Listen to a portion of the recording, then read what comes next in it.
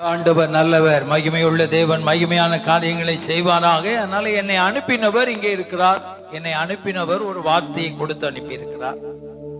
ஒரு ஆணியை அடிச்சு இந்த மாதிரி வசனத்தையும் ஒரு கண்ணாடியை மாற்றுற மாதிரி இங்க இருக்கிற நம்ம எல்லாருக்கும் கர்த்தர் ஒரு ஆணியை கொடுத்திருக்கிறார். ஒரே ஒரு வசனம் தான் கொடுத்திருக்கிறார்.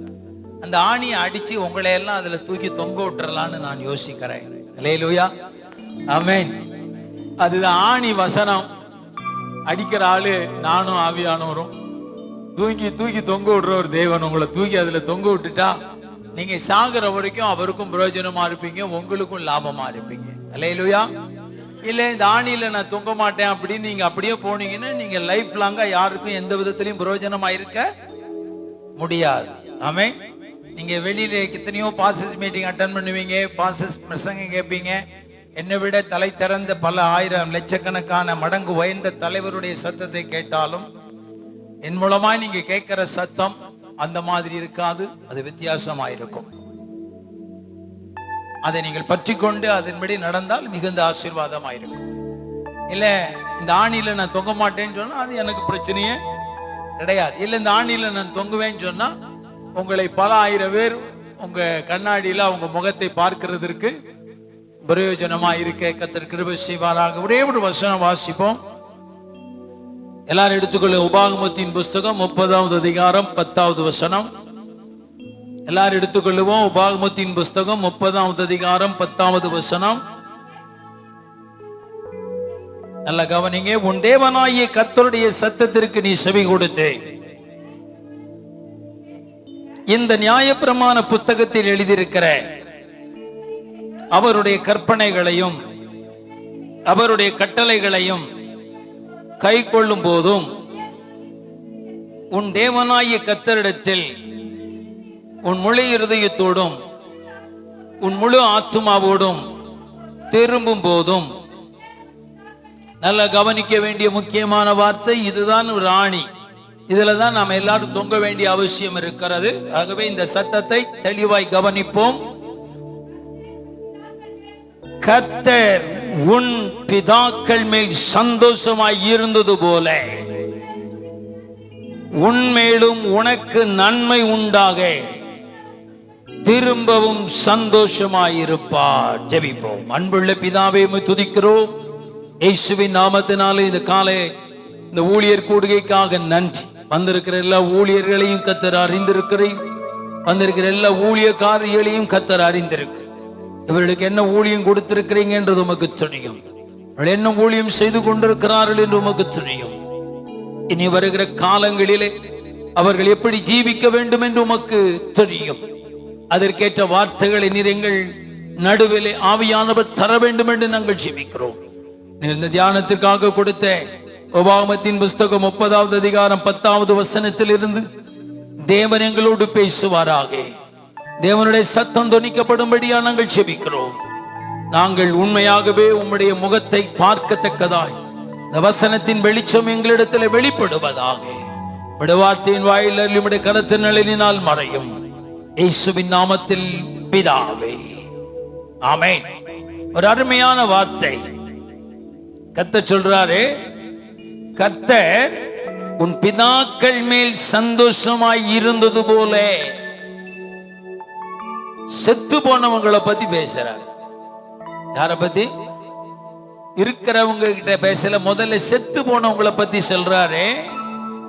உன் பிதாக்களிடத்தில் கர்த்தர் சந்தோஷமாய் இருந்தது போல இப்ப ஜீவனோடு இருக்கிற நம்மளை பார்த்து பேசுறாரு.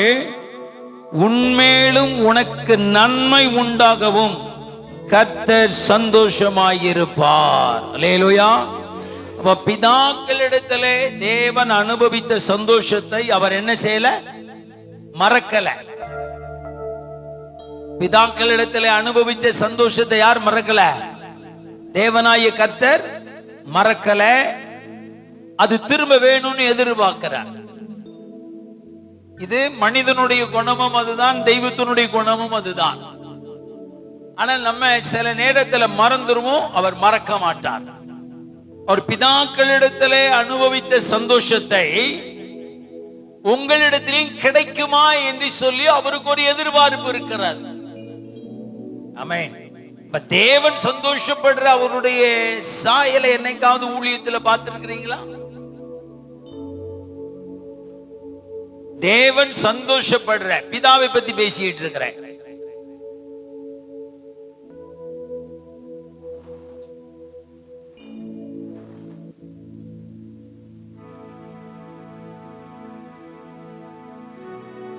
தோத்துறோம். பார்த்துட்டீங்களா எல்லாரும்? அவர் தான் பாஸ். வேட்டி கட்டியிருக்கிறார், சட்டை போட்டிருக்கிறார், உத்து கவனிக்கிறாங்க, புது மாப்பிள்ளை வர்ற மாதிரி. ஆமென். ஆண்டவரே பிதாக்களிடத்தில் அனுபவித்த சந்தோஷத்தை அவரால் மறக்க முடியல. இப்ப அந்த சந்தோஷம் பல ஆண்டுகளுக்கு கழிச்சு இப்ப அது வேணும் போல தோணுது. அப்போ இஸ்ரவேல் ஜனங்கிட்ட வந்து கேட்கிறாரு. இந்த உபாகமத்தின் புத்தகம் 30 அதிகாரத்துல மோசே மூலமா சொல்றாரு, நான் முற்பிதாக்களிடத்திலே சந்தோஷமா இருந்தது போல உங்கள் மேலையும் நான் என்னவா இருக்க விரும்புகிறேன்? சந்தோஷமா இருக்க. அது எனக்கு நன்மை உண்டாக வேண்டாம். அது ஒரே ஒரு மாற்றம் தான். முன்பு பிதாக்களிடத்திலே தேவன் சந்தோஷமாய் இருந்தது அவருடைய நன்மைக்காக. ஆபிரகாம் மேல சந்தோஷமா இருந்தது யாருடைய நன்மைக்காக? தேவனுடைய நன்மைக்காக, ஆபிரகாமுடைய நன்மைக்காக. மாத்தி மாத்தி பிரசங்கம் பண்ணி கிறிஸ்தவத்தை அழிச்சிடாதீங்க. மாத்தி மாத்தி பிரசங்கம் பண்ணி கிறிஸ்தவத்தை அழிச்சிடாதீங்க. அது பெரிய முட்டாள்தனம். வசனத்தை புரிந்து அறிந்து நிதானமாய் ஸ்டோரி எடுத்தாலும், வசனம் எடுத்தாலும், ரோமை எடுத்தாலும் அதை நிதானித்து போதித்து அறிந்து பிரசங்கம் பண்ணுங்கள். அந்த வசனம் கிரியை செய்யும். ஆபிரகாமை கர்த்தர் தன்னுடைய லாபத்துக்காக எடுத்தார். ஆபிரகாமுக்கு ஆசீர்வாதம் தேவையே கிடையாது. ஒரு குழந்தை தான், மற்ற எதுவுமே அவனுக்கு தேவையே கிடையாது. அவன் எக்கச்சக்கமா இருக்கு. இவர் கொடுத்துதான் அவன் வாங்கி சாப்பிடணும்ன்ற அவசியம் கிடையாது. நோவாவை கர்த்தர் தெரிந்தெடுத்தார். நோவாவுக்கு தேவையில்லை, தேவனுக்கு நோவா தேவை. சில சந்தோஷம் தேவன் தனக்காகவே எடுத்து வச்சிருப்பார். ஆனா இந்த வசனத்தில் சொல்லும் போது மாத்தி சொல்றார், உனக்கு நன்மை உண்டாகும்படி நான் திரும்ப உன்மேல் சந்தோஷமா இருக்க விரும்புகிறேன். அல்லேலூயா. அப்போ அவர் முற்பிதாக்களிடத்துல காணப்பட்ட குவாலிட்டியை இங்க என்ன செய்ய முடியல, பார்க்க முடியல. உடனே அவர் இறங்கிட்டார். எனக்கு நன்மை உண்டாக நான் பிதாக்களிடத்திலே சந்தோஷமா இருந்தேன், இப்ப உனக்கு நன்மை உண்டாக உன்மேல் நான் சந்தோஷமா இருக்க விரும்புகிறேன். ஆக மொத்தம் உங்களுக்கு நன்மை வேணும், எனக்கு என்ன வேணும்? சந்தோஷம் வேணும். இந்த டீலிங் நல்லா இருக்கு. இந்த டீலிங் எப்படி இருக்கு? இந்த மாதிரி டீலிங் பண்ணி ஊழியம் செய்யறவங்க எத்தனை பேர் இருக்கிறீங்க? இந்த மாதிரி டீல் பண்ணி ஊழியம் செய்யறவங்க எத்தனை பாஸ்டர்ஸ்ங்க இருக்கிறீங்க? எத்தனை ஊழியக்காரங்க இருக்கிறீங்க? தேவன் எப்பமாவது சந்தோஷமா இருக்கிறத உங்களுடைய ஆவியில உணர்ந்து இருக்கிறீங்களா? நான் ஒரு முறை உண்மையான அனுபவத்தை, எங்க வீட்டுல 3 நாய் இருக்கிறது. அப்ப என்னுடைய பிள்ளைங்க எல்லாரும் பேசிட்டு இருக்கும்போது வார்த்தை சொன்னேன், நாய் சிரிச்சது எனக்கு சந்தோஷமா இருந்துச்சுன்னு சொன்னேன். அப்புறம் எங்க வீட்டுல எல்லாரும் என்ன கிண்டல் பண்ணாங்க, டேடி நாய் சிரிக்குமா? நாய் சிரிக்குமா? அது எப்படி நீங்க பாத்தீங்க? அது சிரிக்கிறதுடைய உள்ளான உணர்வு, அது சிரிக்குதா இல்லையான்றதை இந்த உணர்வு புரிஞ்சு கொள்ளும். ஆமென். அதுக்காக அது எல்லா பள்ளியும் காட்டினா நான் ஊசி போட்டுட்டு இருக்கணும். அது சிரிக்குன்னு சொல்லிட்டு எல்லா பள்ளியும் காட்டினா நான் என்ன செய்யணும்? ஊசி போடணும். அந்த மாதிரி சிரிப்பு மனுஷங்கிட்ட இருக்கு, நாய்கிட்ட தேவைப்படாது. அது மாதிரி நீங்க திரும்ப கேட்கலாம், பாச்சா எப்படி தேவன் சந்தோஷமா இருக்கிறத பார்க்க முடியும்? தேவன் சந்தோஷமா இருக்கிறதுக்கு நீங்க அவருடைய சாயலை எப்படி நீங்க பார்த்து? நான் பல முறை தேவன் சந்தோஷமா இருக்கிறத பார்த்திருக்கிறேன். நீங்க கேட்கலாம், நிறைய ஆத்துமா ஆதாயம் பண்ணனால சந்தோஷமா இருந்தாரா? இல்ல. நிறைய ஆத்துமாக்கு வைத்த வலி, கை வலி, கால் வலி சுகமானதுனால அவர் சந்தோஷமா இருந்தாரா? இல்ல. இல்ல நிறைய ஊழியர் மீட்டிங்ல பிரசங்கம் பண்ணதுனால கர்த்தர் உங்க மேல சந்தோஷமா இருந்தாரா? இல்ல. அவர் எப்படி சந்தோஷமா இருக்கிறார் என்பது அவரோட பழகிறவங்களுக்கு தான் தெரியும், அவரோடு நெருங்கி இருக்கிறவங்களுக்கு தான் தெரியும். ஆண்டவர் என் மேல் சந்தோஷமா இருக்கிறார் என்கிற அந்த கான்பிடன்ஸ் உங்களுக்கு கண்டிப்பா இருக்கணும். ஃபர்ஸ்ட் டீலிங் இருக்கணும். அவரை சந்தோஷப்படுத்துவேன், அவர் எனக்கு நன்மை செய்வார், அந்த டீலிங் இருக்கணும். இரண்டாவது, கர்த்தர் என் மேல சந்தோஷமா இருக்கிறார், இருந்தார் அல்ல இருக்கிறார் என்கிற அந்த உள்ளான உணர்வு உங்களுடைய மனதில் பேசிக்கொண்டே இருக்க வேண்டும். ஆமென். தேவன் சந்தோஷப்படுகிற அனுபவம் உச்சக்கட்ட ஆசீர்வாதமான ஒரு அனுபவம். நான் 1000 பிரசங்கம் பண்றதை விட தேவன் சந்தோஷமா இருக்கிறதை நான் அனுபவிச்சால் எனக்கு அது பாக்கியம். நான் 1000 ஆத்தும ஆதாயம் பண்றதை விட தேவன் சந்தோஷமா இருக்கிறதை நான் பார்த்து விட்டால் நான் இந்த பூமியில வாசம் பண்ண விரும்புறதில்லை. உடனே நான் பரலோகத்தை தான் வாஞ்சிக்க ஆரம்பிப்பேன். இப்பவுமே என்னுடைய மனைவி பிள்ளைகளோடு சும்மா பேசிக்கிட்டு இருக்கும்போது சொல்லுவேன், அவர் எங்கேயாவது இருக்கிறேன்னு தெளிவா சொல்லிட்டா தேடி போய் கண்டுபிடிச்சிடலாம். கழுதை எங்கேயும் இருக்கிறேன்னு சொல்ல மாட்டேங்கிறாரு. ஏன்னா மனசு அவரை பார்க்க ஆசை, அவரை தொட ஆசை, அவரை சந்திக்க ஆசை. அவர் வாய்மொழியா எதையாயிலும் பேசுவாரு, அதை கேட்கணும்னு ரொம்ப ஆசை. இந்த மாதிரிலாம் உங்ககிட்ட இருக்கா? இந்த ஆசையெல்லாம் உங்ககிட்ட இருக்கா? இந்த பிரசங்கம் உங்களுக்கும் தேவனுக்கும் இருக்கிற உள்ளான ஒரு ஐக்கியத்தை கொடுத்து தான் நான் உங்களோடு பேச போகிறேன். ஊழியத்தை பத்தி நான் பேசல. ஊழியம் அதற்குள்ள இருக்கும், அதை புரிந்து கொண்டால் நல்லதுதான். தேவன் நம்மோடு பேச வேண்டும், தேவனை நாம் காண வேண்டும், தேவனை நாம் தொட வேண்டும். அது ரொம்ப ஏக்கமாய் இருந்து அந்த சந்தோஷத்தை நீங்கள் அனுபவிக்கணும். அவர் சந்தோஷப்படுறதை நீங்கள் பார்க்க வேண்டும். நான் மறுபடியும் சொல்றேன், உலகம் முழுவதும் என் பிரசங்கம் பண்ணி ரட்சிக்கப்பட்டால் எனக்கு அது சந்தோஷம் கிடையாது. என் தேவன் என்னை பார்த்து சந்தோஷப்பட்டால் அது எனக்கு மிகுந்த சந்தோஷம். அது யாரும் தர முடியாத சந்தோஷம், ஒரு வருடத்திலே நான் வாங்க முடியாத சந்தோஷம். அத ஆண்டவர் மிகுந்த தாழ்மையோடு கேட்கிறார். நான் பிதாக்களிடத்திலே சந்தோஷமாய் இருந்தது போல உங்களுக்கு நன்மை உண்டாகும்படி உங்கள் மேல் நான் சந்தோஷமாய் இருக்க விரும்புகிறேன். ஆமென். அப்ப இன்னைக்கு நம்மகிட்ட ஆண்டவர் பேசுற ஒரு முக்கிய காரியம், நீங்கள் ஆண்டவர் என்ன செய்ய வேண்டும்? சந்தோஷப்படுத்த வேண்டும். அதுக்கு அவர் எக்ஸாம்பிளே சொல்லிட்டாரு. யார்கிட்ட அவருக்கு சந்தோஷம் கிடைச்சுதான்? யார்கிட்ட? முற்பிதாக்களிடத்துல சந்தோஷம் கிடைச்சுதான். அப்ப அதே மாதிரி சந்தோஷத்தை எதிர்பார்க்கிறார். முற்பிதாக்கள் ஆபிரகாம் கிடைச்ச, ஈசாக்கு யாக்கோபிட்ட கிடைச்ச, 12 யாக்கோபினுடைய சந்ததிகளிடத்துல கிடைச்ச 12 அப்போஸ்தலர்கள், கிறிஸ்துவுக்கு உள்ளாக ஸ்தாபிக்கப்பட்ட சபைக்கு பிதாக்கள் அவர்கள்தான். அவர்கள் மூலமாய் கிடைத்த சந்தோஷம் இன்னைக்கும் பிதாவுக்கு வேணும். கொடுக்க எத்தனை பேர் ரெடியா இருக்கிறீங்க? அவருக்குன்னு ஒரு சந்தோஷம் கொடுங்க. கொடுத்தீங்கன்னா அந்த பதவி ஆசை வராது, சண்டை போட முடியாது, யுத்தம் பண்ண முடியாது, நான் தான் அழகு காட்ட முடியாது, பர்சனாலிட்டியை டெவலப் பண்ண முடியாது, போட்டி போட முடியாது, நீங்க மற்றவங்களை விட உங்களை நல்லவங்கன்னு சொல்லிக் கொள்ள முடியாது, உங்களை நீதிமான் நீங்க தம்பரம் அடித்துக் கொள்ள முடியாது, நான் சீனியர்னு உங்களால சொல்ல முடியாது, நான் உயர்ந்தவன், எந்த ஜாதி உனக்கு தெரியுமா நீங்க கேட்க முடியாது. ஏன்னா இதெல்லாம் குப்பை என்று சவுல் அழகா பவுலா மாறணும்னு புரிஞ்சுக்கிட்டான். நான் தேவனை சந்தோஷப்படுத்தணும், அதனால இதெல்லாம் நான் குப்பையா நினைக்கிறேன். ஆனா நாமெல்லாம் இதுக்குதான் என்ன பண்ணிக்கிட்டு இருக்கிறோம்? சண்டையும் குழப்பமும் பண்ணிக்கிட்டு இருக்கிறோம். இப்ப நீங்க இன்னும் சந்தோஷப்பட ஸ்தானத்துக்கு என்ன செய்யல? வரல. உண்மைதானா? உண்மைதானா? உண்மைதானா இல்லையா? பிரசங்கம் முடியும் போது நீங்களே உண்மையா இல்லையான்னு தெரிஞ்சுக்குவீங்க. ஊழியெல்லாம் வேஸ்ட்டுங்க. அவர் சொல்லி செய்யறது தான் ஊழியம். நீங்களா செய்யறதுலாம் ஊழியம் இல்லை. இப்ப இருக்கிற தலைவர்கள் எல்லாம் உங்களை அப்படியே ஊக்குவிச்சுட்டு அவன் குளிர் காஞ்சிக்கிட்டு இருக்கான். கத்த சொல்லி ஊழியம் செய்யுங்க. நான் செத்தாலும் அந்த ஊழியம் அடிவேர் வழியா போயிட்டே இருக்கும்.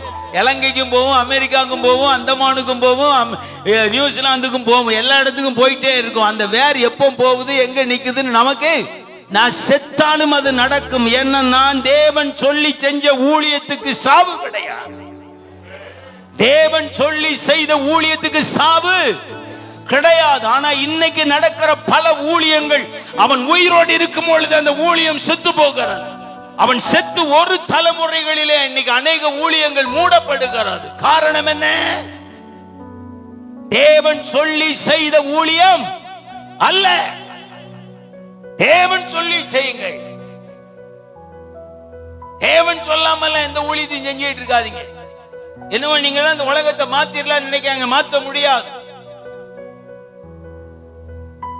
கொள்ளாத வழிகளை அடைச்சிடலாம் நினைச்சிடாதீங்க, அதை அடைக்க முடியாது. ஆமென். இதெல்லாம் உங்களுடைய வித்தியாசமான பார்வைகள். உங்களுக்கு கர்த்தர் என்ன சொன்னார், உங்களால என்ன முடியும் அவருக்கு தான் தெரியும், உங்களுக்கு தெரியாது. அல்லேலூயா. உங்களால என்ன முடியும்ன்றது யாருக்கு தான் தெரியும். அப்ப அவர் சொன்னது அப்படி செஞ்சு முடிச்சிருங்க, அவர் ஒரு சந்தோஷப்படுவார் பாருங்க, அவ்வளவு அருமையா இருக்கும். அல்லேலூயா. இப்ப பிதாவாகிய தேவன் சந்தோஷப்படுவதற்கு நம்மகிட்ட கேட்கிறார். சரி, அவர் எப்படி சந்தோஷப்படுறத குறித்து ஒரு விஷயம் சொல்லி முடிக்கிறார். அதே வசனத்துல சொல்றாரு, தேவனுக்கு செவி கொடுத்து அவர் எப்படி இருப்பாரா, சந்தோஷமா இருப்பார். அப்படித்தானே எழுதியிருக்கு. இரண்டாவது, அவர் நியாயப்பிரமாண எழுதியிருக்கிற கற்பனைகளையும் கட்டளைகளையும் நீங்க கை கொள்ளும் போது அவர் என்னவா இருப்பாரா, சந்தோஷமா இருப்பாரா. மூன்றாவது என்ன எழுதியிருக்கிறாரு, முழு ஆவியோடு முழு ஆத்மாவோடு முழு இருதயத்தோடும் அவருடைய காரியங்களில் நீங்கள் கர்த்தரை தேட ஆரம்பிச்சிட்டீங்கன்னா, திரும்பினீங்கன்னா அவர் என்னவா இருப்பாரா, சந்தோஷமா இருப்பார். அப்படிதான் இந்த வசனத்துல எழுதியிருக்கிறார். அப்ப நம்ம செவி கொடுக்கிறதுல நம்ம எவ்வளவு ஆழமா இருக்கிறோம் நமக்கு தெரியாது. நீங்க எந்த அளவு செவி கொடுக்கறீங்கன்னு உங்களுக்கு தெரியாது, அவருக்கு தான் தெரியும். அல்லேலூயா.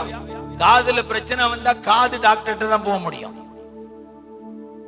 காதுல பிரச்சனை வந்தா காது டாக்டர்கிட்ட போனாதான் உள்ளுக்குள்ள வண்டு இருக்கா, புழு இருக்கா, ஈசல் இருக்கா, நீங்க குத்துன குச்சி இருக்கான்னு என்ன செய்யும், கண்டுபிடிப்பாங்க. காதை பத்தி ஒண்ணும் தெரியாது. நிறைய பேருக்கு காதே கிடையாது. அது பெந்தேகோஸ்தேக்காரங்களுக்கு காதே கிடையாது. அதுல பெரிய பெரிய தலைவர்களுக்கு சுத்தமா காது கிடையாது. ஏன் அதெல்லாம் கலத்தி வச்சுட்டானுங்க. காதெல்லாம் என்ன செஞ்சிட்டாங்க, கலத்தி வச்சாச்சு. காது இல்லாத பெரிய தலைவர்கள் எல்லாம் தமிழ்நாட்டுல சுத்திட்டு வராங்க.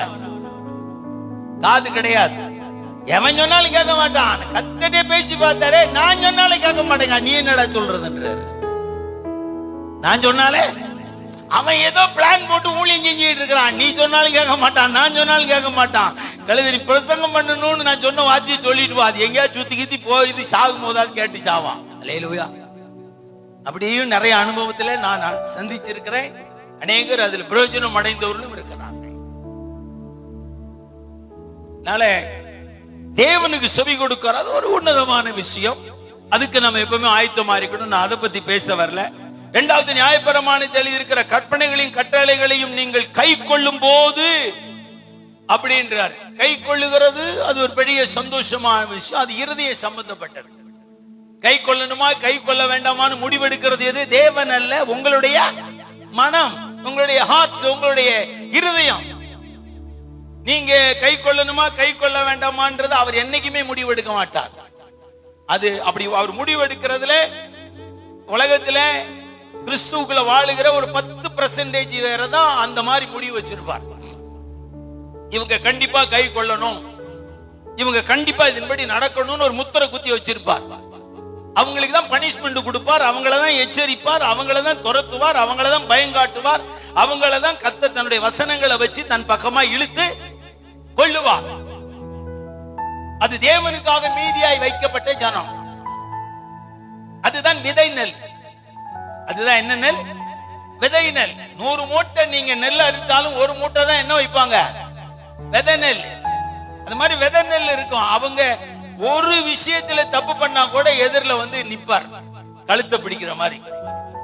உடனே நெஞ்ச காட்டுவா, டேய் நான் யார் தெரியுமா பாரு, புரிஞ்சுக்கலாம் அவர் நம்மளை அடிக்க வந்துட்டாரு அப்படின்னா நீங்க பாக்கியம். நீங்க மீதியா இருக்கிறவர்கள் விதை நெல். நீங்கள் என்ன நெல்? விதை நெல். ஆனா உங்களுக்கு பெரிய ஊழியம் இருக்காது, பெரிய சபை இருக்காது, அழகான மனைவி இருக்காது, சொத்து இருக்காது, சுகம் இருக்காது, வண்டி இருக்காது, காடு இருக்காது, எதுவுமே மரியாதை இருக்காது, எதுவுமே இருக்காது. ஆனா நீங்க ஒரு சின்ன இடத்தை சுத்தி வருவீங்க, சின்ன ஊழியத்தை செய்வீங்க. நீங்க ஏதாவது தப்பு பண்ணினீங்கன்னா அவர் நெஞ்ச காடி நிப்பாரு, உன்னை மிதிச்சிருவேன், அடிச்சிருவேன், கொன்னுருவேன்ற மாதிரி உடனே பயமுறுத்தி உடனே நீங்க கீழ்படிச்சிருவீங்க. அப்படின்னா நீங்க விதை நெல். ஏதாவது விதை நெல் இருக்கா? விதை நெல் இருக்கா? அது விதை நெல்லா இருக்கிறீங்கன்னா நீங்க பாக்கியவா. 100 தலைமுறை நீங்க ப்ரொடக்ஷன் வந்துகிட்டே இருக்கும். உங்களை சாத்தானு நெருங்க முடியாது, உலகம் நெருங்க முடியாது, பாவம் நெருங்க முடியாது, அசுத்தம் நெருங்க முடியாது. ஊழியக்காரங்க விதை நெல்லா இருக்கணும். அதுல 100ல 10 பேர் தான் இருப்பாங்க. அது நமக்கு கிடைச்சா அது பாக்கியம். நீங்க விதை நெல்லா இருக்கிறீங்களா இல்லையான்றது உங்களுக்கு தெரியும். நீங்க என்ன செஞ்சாலும் உங்களை விட்டுக்கிட்டே இருக்கிறாருன்னா நீங்க விதை நெல் இல்லை. நீங்க என்ன நீங்க வீட்டுல என்ன தப்பு பண்ணிட்டு வெளியில வந்து நீங்க மார்பு தட்டி நான் உன்னதமான பரிசுத்தவான் சொல்லி போய் சொன்னா கூட அவர் அமைதியா இருப்பார், உங்களை ஒண்ணும் பண்ண மாட்டார். ஏன்னா நீங்க விதை நெல் இல்லை. இது கழுத அழிய போறது தானே. போய் சொல்லிட்டு போட்டோம். இது கழுத என்னது? அழிய போற கழுத. போய் சொல்லிட்டு போட்டு சந்தோஷமான். ஆனா விதை நெல் போய் சொன்னா அவருக்கு பிடிக்காது. ஏன்னா அது 100 தலைமுறைக்கு ப்ரொடக்ஷன் வச்சிருப்பாரு. அதனால ஒரு பொய் சொன்னா கூட வந்து நிப்பாரு, உடனே தண்டனை கொடுப்பாரு, உடனே எச்சரிப்பாரு. அப்பா, ஆனா நம்ம மனசு என்ன? பொய் சொல்றவளா நல்லா இருக்கான், ஏமாத்துறவளா நல்லா இருக்கான். நான் அப்படி ஒரு நாள் நினைச்சது இல்லை. ஏன்னா நான் ஒரு விதை நெல். அதனாலதான் சொன்னேன், என் வேறு எங்க வேணாலும் போவோம். ஆமென்.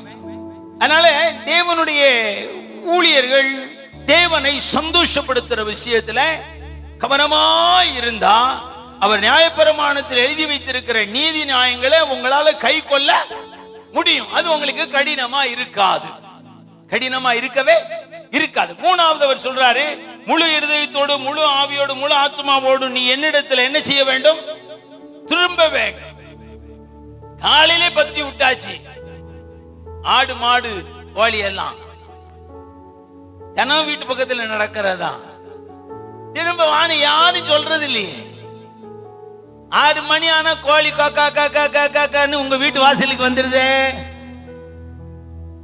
அது அடையிற மரத்துல ஏறி அடைஞ்சிருது. நீங்க எல்லாம் அப்படி இருக்கிறீங்களா? திரும்பி வர்ற விஷயத்துல ஆட்டை அவுத்து விட்டாச்சு. அது எங்க மேஞ்சாலும் சரி, சாயங்காலம் தண்ணி குடிச்சு மந்தையில வந்து அடையிறதுக்கு அது மேன் சொல்லிட்டு வந்துரும். அதுக்கு தெரியும் என் வீடு இதுதான், என்னுடைய எஜமான் இதுதான், நாம திரும்பி வந்தே ஆகணும்னு சொல்லிட்டு அது நைட்டு வந்துடும்.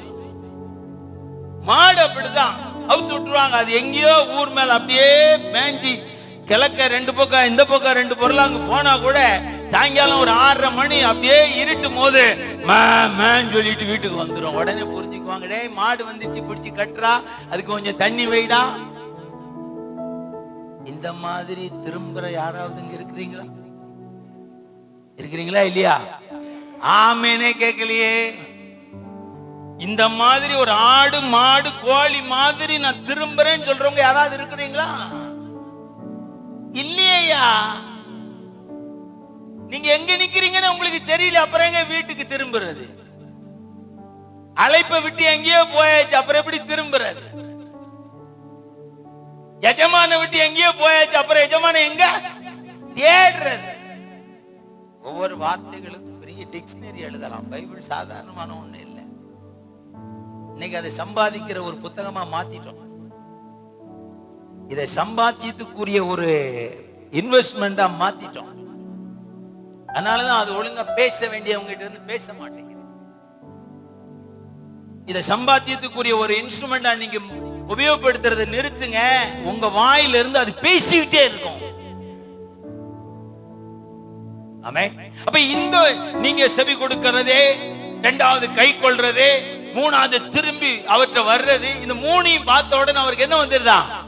சந்தோஷம் வந்துருச்சா? சரி, முற்பிதாக்கள் நிறைய பேர் இருக்கிறாங்க. புதிய ஏற்பாட்டு முற்பிதாக்கள் 12 பேர் இருக்கிறாங்க.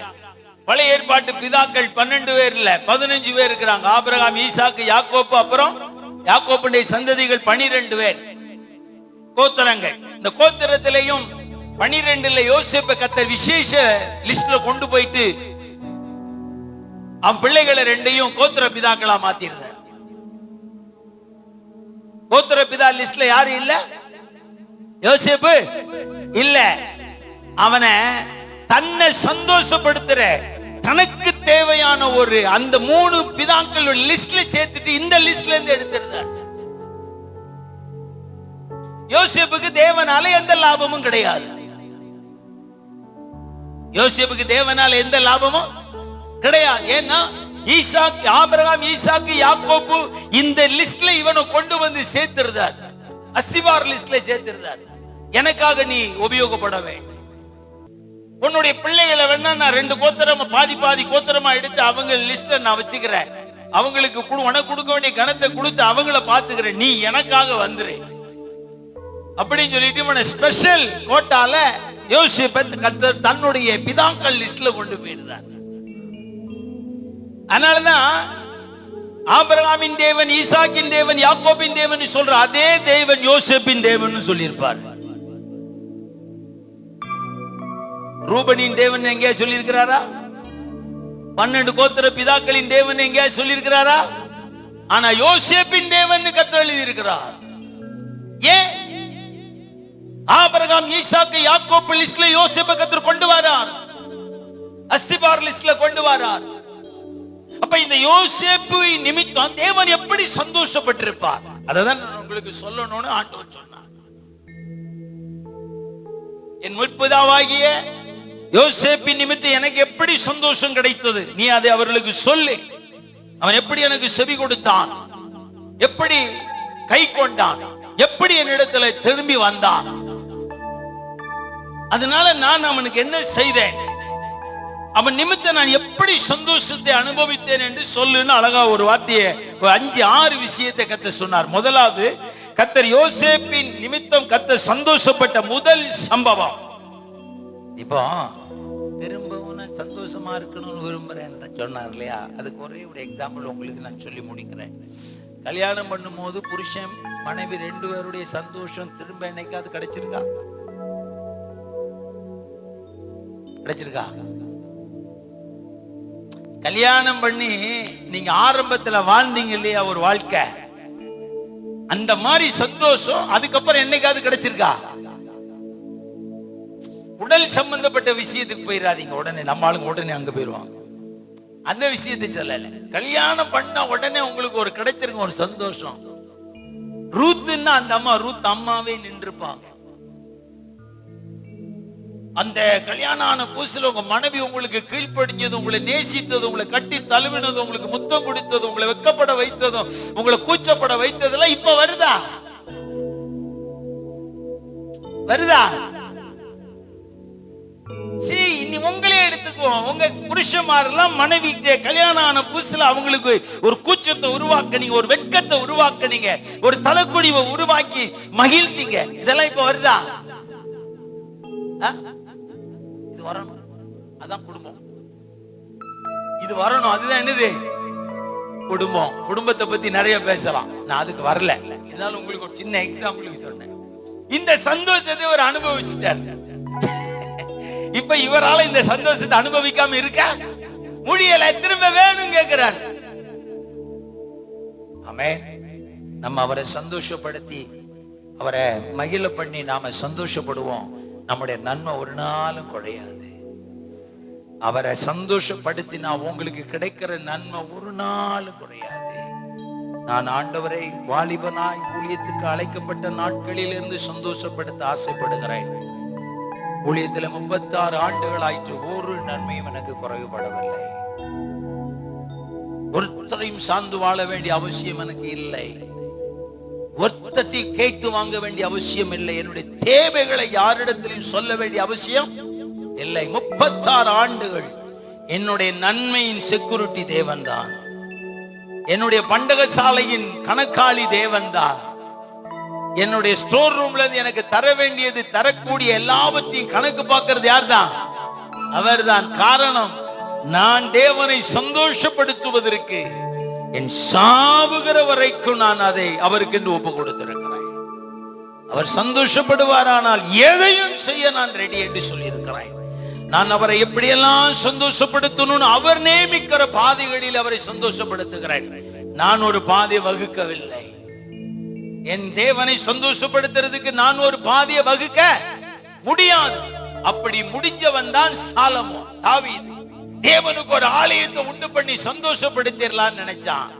ஆண்டவருக்கு அது வேண்டான்ட்டாரு. சாலமோனுக்கு அந்த சாய்ஸ் வந்த பொழுது சொல்றாரு, நீ கட்டுற ஆலயத்தினுடைய மேன்மை எனக்கு எந்த விதத்திலையும் உபயோகப்படுறதுக்கு வாய்ப்பே கிடையாது. அப்ப நீங்களா ஒரு ப்ராஜெக்ட போட்டு, நீங்களா ஒரு திட்டத்தை வகுத்து, நீங்களா ஒரு ஆசையை கொண்டு வந்து, நீங்களா ஒரு தரிசனத்தை கொண்டு வந்து அதை நிறைவேற்றினால் தேவன் சந்தோஷப்படுவார்னு நினைச்சீங்கன்னா அது ஊழிய பாதையில அது சாத்தியமே கிடையாது. அது தேவனுக்கு தேவையும் கிடையாது. பெந்தேகோஸ்தே ஆட்கள் ஒரே ஒரு வார்த்தை, நீங்க என்ன பார்க்கணுமா? தரிசனம் பார்க்கணும். தேவன் காட்டுனா பாரு, உங்களுக்குன்னு ஒரு தரிசனத்தை உருவாக்காதீங்க. அதெல்லாம் வழி தவற கொண்டு போயிடும். பறந்து விரிந்த தரிசனம் அது இதுன்னு சொல்லிட்டு எங்கேயாவது போயிடாதீங்க. கர்த்தர் ஒரு தரிசனம் கொடுத்தார், அதை மனதில் வைங்க. யாக்கோப்புக்கு கர்த்தர் தரிசனம் கொடுத்தார். யோசேப்புக்கு அங்க யாக்கோப்புக்கு ஏணி ஏரியில இறங்குறது ஏறுறதையும் கொடுத்த தரிசனம் கொடுத்தார். யோசேப்புக்கு 12 சகோதரர்கள் வணங்குற மாதிரி தரிசனத்தை கொடுத்தார். அதெல்லாம் அவங்க மறக்கல. உங்களுக்காகவே நீங்க ஒரு தரிசனத்தை உருவாக்கணும்னு சொல்லிட்டு இந்த வேதத்துல எங்கேயும் ஆதாரம் கிடையாது. ஊழியக்காரன் தரிசனத்தோடு ஊழியம் செய்யணும்னு சொல்லி இந்த பைபிள்ல எங்கேயாவது நீங்க காட்டினீங்கன்னா என் தலையை இங்க வெட்டி வச்சுட்டு போறேன். பரம தரிசனத்துக்கு நான் கீழ்ப்படியாமல் இருக்கவில்லை என்று சொல்லி சவுல் சொன்னதுக்கு காரணம், சவுலுக்கும் பரம தரிசனத்துக்கும் ஒரு தொடர்பை தேவன் ஏற்படுத்தி கொடுத்திருந்தார். உங்களுக்கு கர்த்தர் ஒரு தரிசனத்தை ஏற்படுத்தி கொடுத்திருந்தால் அதற்காக நீங்கள் ஜீவனை விடுங்கள். முதலாவது சந்தோஷப்படுகிறாள் நான் தான். தேவையில்லாம ஒரு தரிசனம் வேணும், தேவையில்லாம ஒரு தரிசனத்தை கட்டணும், தேவையில்லாம ஒரு தரிசனத்தை உருவாக்கணும் நினைக்காதீங்க. அது உங்களுடைய பல தலைமுறைகளை அழித்து விடும். தேவனுடைய சந்தோஷத்துக்கு அது பெரிய இடையூறான காரியம். வேதாமத்தில் சொல்லப்படாத எதையும் நீங்கள் கை கொள்வதற்கு எவ்வளவு பெரிய பரிசுத்தவான் வந்து தேவதூதனாகவே வந்து உங்களை நிர்பந்தம் பண்ணினாலும் அதற்கு செவி கொடுத்தால் நீங்கள் வஞ்சிக்கப்படுகிற கூட்டத்திலே சேர்க்கப்பட்ட ஒரு கூட்டாளி தான். பரம தரிசனம் என்றால் என்ன? நான் அதுல ஒரு டிக்ஷனரி எழுதி வச்சிருக்கிறேன். பரம தரிசனம் என்றால் என்ன? பவுல் சொல்லுகிறான், நான் பரம தரிசனத்துக்கு கீழ்ப்படியாமல் இருக்க இல்லை. பரம தரிசனம் என்றால் அது தேவனுடைய ஆளுகைக்குட்பட்ட தரிசனம், அது தேவன் உருவாக்கின தரிசனம், தேவன் நியமிக்கிற தரிசனம், தேவன் அனுப்புகிற தரிசனம், தேவன் தகுதிப்படுத்தி யாருக்கு கொடுக்க வேண்டும் என்று சொல்லி நிர்ணயிக்கிற தரிசனம். இதெல்லாம் எல்லாரும் கிடைக்காது. இதெல்லாம் எல்லாரும் வாங்க. உங்க 40 நாள் உபவாசம் வாங்கிடணும்னு நினைக்கிறீங்களா? வாங்க முடியாது. நான் 41 நாள் சாப்பிடாம இருந்தவன். அப்ப கூட கத்த சொன்னார், உனக்கு நீ எதையாலும் கேட்டு என்ன குழப்பிடாத, உனக்கு என்னால எதுவும் தர முடியாது. 41 நாள் உபவாசத்துல கொடுத்த ரிசல்ட் அதுதான். உனக்குன்னு எதையும் கேட்காத, என்னால தர முடியாது. நீ 100 வருஷம் உபவாசம் இருந்தாலும் உனக்கு எதுவும் என்னால தர முடியாது. நான் நினைச்சதான் தர முடியும். அப்படின்னா நீ எனக்கு ஊழியக்காரனாயிரு. நீ நினைக்கிறதெல்லாம் நான் தருவேன்னு சொன்னா நீ எனக்கு தேவையே கிடையாதுன்னு என்னுடைய ஊழியத்தினுடைய 34 ஆண்டுகளுக்கு முன்பதாக ஊழியத்தை தொடங்கும் பொழுது 41 நாள் புசிக்காமல் உபவாசம் இருந்த பொழுது கர்த்தர் எனக்கு கற்றுக் கொடுத்த ஒரு மெய்யான பாடம் அதுதான். அதனாலதான் 36 ஆண்டுகள் ஒரே நிலைமையில ஒரே சூழ்நிலையில நின்று கொண்டிருக்கிறேன். தடுமாற மாட்டேன், வலதுபுறம் இடதுபுறம் சாய மாட்டேன். ஏன்னா நான் ஒரு பரம தரிசனத்தை நான் கண்டிருக்கிறேன். அது என் ரத்தத்தில் இருக்கிறது, என்னுடைய உள்ளான வாழ்க்கையில் இருக்கிறது, என்னுடைய வெளியரங்கமான வாழ்க்கையில் இருக்கிறது. அந்த பரம தரிசனத்துக்கும் எனக்கு ஒரு லிங்க் இருக்கிறது. அது என்ன சொல்லுதோ அதை செய்து கொண்டிருப்பேன். அது தர்ற சாப்பாடை சாப்பிட்டுக்கிட்டு இருப்பேன். அதுதான் என்னுடைய வேலை. அதனால யாராவது தரிசனம் சொன்னாங்கன்னு சொல்லி எங்கேயா தரிசனம் பார்த்துக்கிட்டு இருக்காதீங்கயா ஊழியக்காரரே. வீணான தரிசனம் எல்லாம் நம்ம தேவனை விட்டு நம்மளை என்ன செஞ்சிரும்? பிரித்து விடும். ஆமென். இப்ப யோசேப்புக்கு கர்த்தர் முற்பிதாக்களுடைய கணத்துக்குரிய ஒரு ஸ்தானத்திலே கொண்டு போனாலும் அவனுடைய வாழ்க்கையில தேவன் எப்போது சந்தோஷப்பட்டார் என்று சொன்னால், முதலாவது வாசிப்போமே, ஆதியாகமத்தின் புஸ்தகம் 37வது அதிகாரம் 19-20. ஒருவரை ஒருவர் நோக்கி, இதோ ஒரு சொப்பனக்காரன் வந்துகிட்டே இருக்கிறான், நாம் அவனை கொன்று இந்த குழியின் ஒண்டியிலே அவனை போட்டு, இதுதான் முக்கியமான வார்த்தை, ஒரு துஷ்ட மிருகம் அவனை பட்சித்தது என்று சொல்லுவோம் வாருங்கள் என்றார்கள். அல்லேலூயா. தகப்பனை விட்டு யோசேப்பை பிரித்த பொழுது தேவன் சந்தோஷப்பட்டார். தேவன் எப்ப சந்தோஷப்பட்டார் யோசேப்புடைய வாழ்க்கையில? தகப்பனை விட்டு பிரித்த பொழுது. தகப்பனை விட்டு யோசேப்பை தேவன் பிரிக்கிறார். யாரை வச்சு பிரிக்கிறார்? அவனோடு பிறந்த 10 சகோதரர்களை வைத்து பிரிக்கிறார். கூட பிறந்த அவனுடைய இரத்த சம்பந்தப்பட்ட சகோதரர்கள். தகப்பன் ஒருவன் தான், தாய் 4 பேர். இப்ப எல்லாருமே யாருடைய பேர்ல தான் வாழ்ந்துகிட்டு இருக்கிறாங்க? லேயாளுடைய பேர்ல யாரும் வாழல, ராகேல் பேர்ல யாரும் வாழல. யார் பேர்ல வாழ்ந்துட்டு இருக்கிறாங்க? யாக்கோபின் பேர்ல வாழ்ந்துட்டு இருக்கிறாங்க. யாக்கோபு ஒரு மனுஷனுக்கு 4 மனைவி இருந்ததுனால 4 பேருடைய பேர் வராது, யாக்கோப்புடைய பேர் தான் வருகிறது. யாக்கோப்புடைய இரத்தத்தில் பிறந்த 10 சகோதரர்களும் யோசேப்பை தேவனை விட்டு பிரிக்கிறார்கள். தேவனை விட்டு பிரிக்கிற பொழுது தேவனுக்கு மிகுந்த சந்தோஷம். என்னுடைய ப்ராஜெக்ட் வேலை செய்ய ஆரம்பிச்சிருச்சு. ஸ்தோத்திரம், அல்லேலூயா. என்னுடைய ப்ராஜெக்ட் வேலை செய்ய ஆரம்பிச்சிருச்சு. யாக்கோப்புடைய மடியில செல்ல பிள்ளையா இருக்கிற வரைக்கும் பிரயோஜனம் இல்லை. இயேசுவினுடைய கதையே அதுதான். பிதாவை விட்டு இயேசு பிரிக்கப்பட்டார். நீதிமொழிகளிலே சொல்லுகிற 8ஆம் அதிகாரத்துல, நான் அவருடைய மடியில எப்படி இருந்தேன்? செல்ல பிள்ளையா இருந்தேன். செல்ல பிள்ளையா இருந்த இயேசு பிரிக்கப்பட்ட பொழுது பிதாவினுடைய ப்ராஜெக்ட் நிறைவேற பிரயோஜனமாய், பிதாவுக்கு சந்தோஷம் உண்டாய். அதே போல யாக்கோப்புடைய மடியில இருந்து இந்த யோசேப்பு பிரிக்கப்படுகிற பொழுது தேவனுக்கு மிகுந்த சந்தோஷம் உண்டாயிற்று. உங்க வாழ்க்கையில ஏதாவது நடந்திருக்கா? உங்களை விட்டு, உலகத்தை விட்டு உங்களை பிரிக்கும் போது பிதாவுக்கு சந்தோஷம் வந்திருக்கா?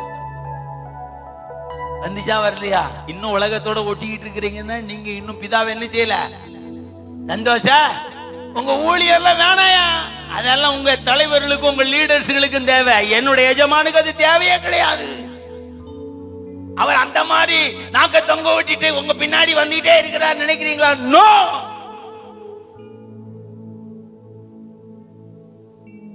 அவருடைய இதயத்தை சந்தோஷப்படுத்தி அவர் விரும்புறதை செய்கிற மனிதன் தான் அவருக்கு தேவை.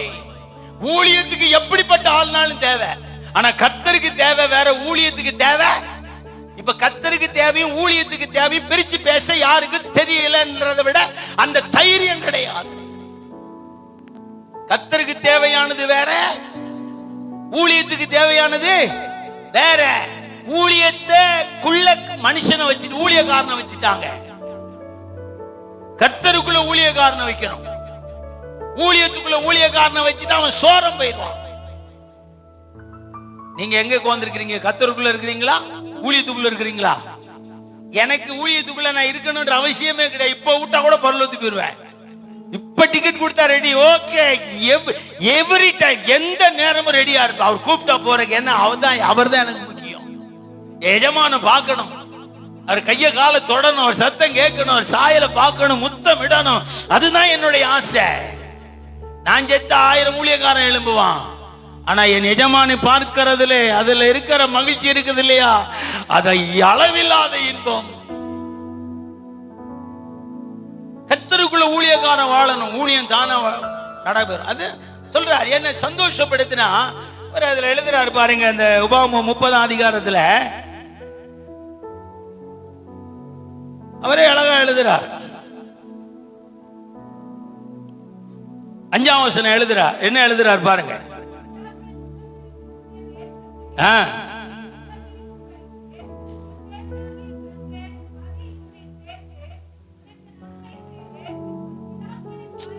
ஐயா, உன் பிதாக்களை பார்க்கிலும் உன்னை பெருக பண்ணுவார்.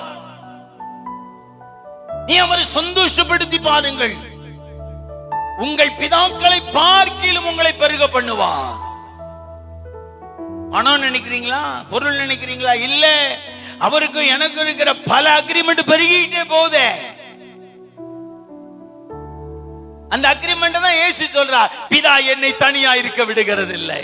அது அவங்க 2 பேருக்கும் போட்டுக்கிட்ட அக்ரிமெண்ட். திரும்பி சொல்றார், அவர் என்ன சொல்லுகிறாரோ நான் அதை செய்கிறேன். Second agreement. 3வது அக்ரிமெண்ட் என்ன? அவர் எதை எனக்கு காண்பிக்கிறாரோ, எதை செய்ய சொல்லுகிறாரோ அதை தான் நான் நீங்க செய்கிறேன். என் இஷ்டத்துக்கு யார் தலைவலியும் நான் சுகமாக்கல, என் இஷ்டத்துக்கு ஒரு பெரும்பாடுல சரிய சுகமாக்கல. அவர் எனக்கு சொன்னது அது நிறைவேறுது. இதெல்லாம் தேவனுக்குள்ள இருக்கிற ஊழியக்காரனுக்கு போட்டிருக்கிற அக்ரிமெண்ட்.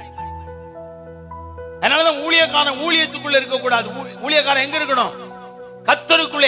அதனாலதான் மார்க்ல சொல்றாரு, 12 அப்போஸ்தலரை எடுக்கும் பொழுது இவர்கள் என்னோடு கூட இருக்கவும். தேவனுக்குள்ள ஊழியக்காரன் இருக்க கத்துங்க. ஊழியத்துக்குள்ள இருக்கிறது அடுத்த விஷயம், வேண்டான்னு சொல்லல. நீங்க எஜமானுக்குள்ள இருந்து எஜமானுடைய சந்தோஷத்தை நீங்க ஆராய்ச்சி பண்ணி பாருங்க. என் தாளந்து கொடுக்கிறவன்ட்டு அவர் என்ன சொல்றாரு? கடைசி நியாய தீர்ப்பு செய்தவங்கிட்ட என்ன சொல்றாரு?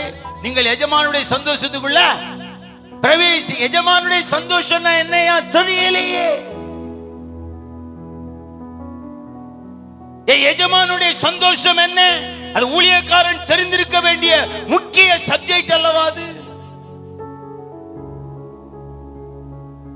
உண்மை உத்தமுள்ள ஊழியக்காரனே விசுவாசிகளுக்கு சொல்லல, எஜமான் ஊழியக்காரனை சொல்றார், நீ என்னுடைய சந்தோஷத்துக்குள்ள. அவருடைய சந்தோஷம் என்னையா?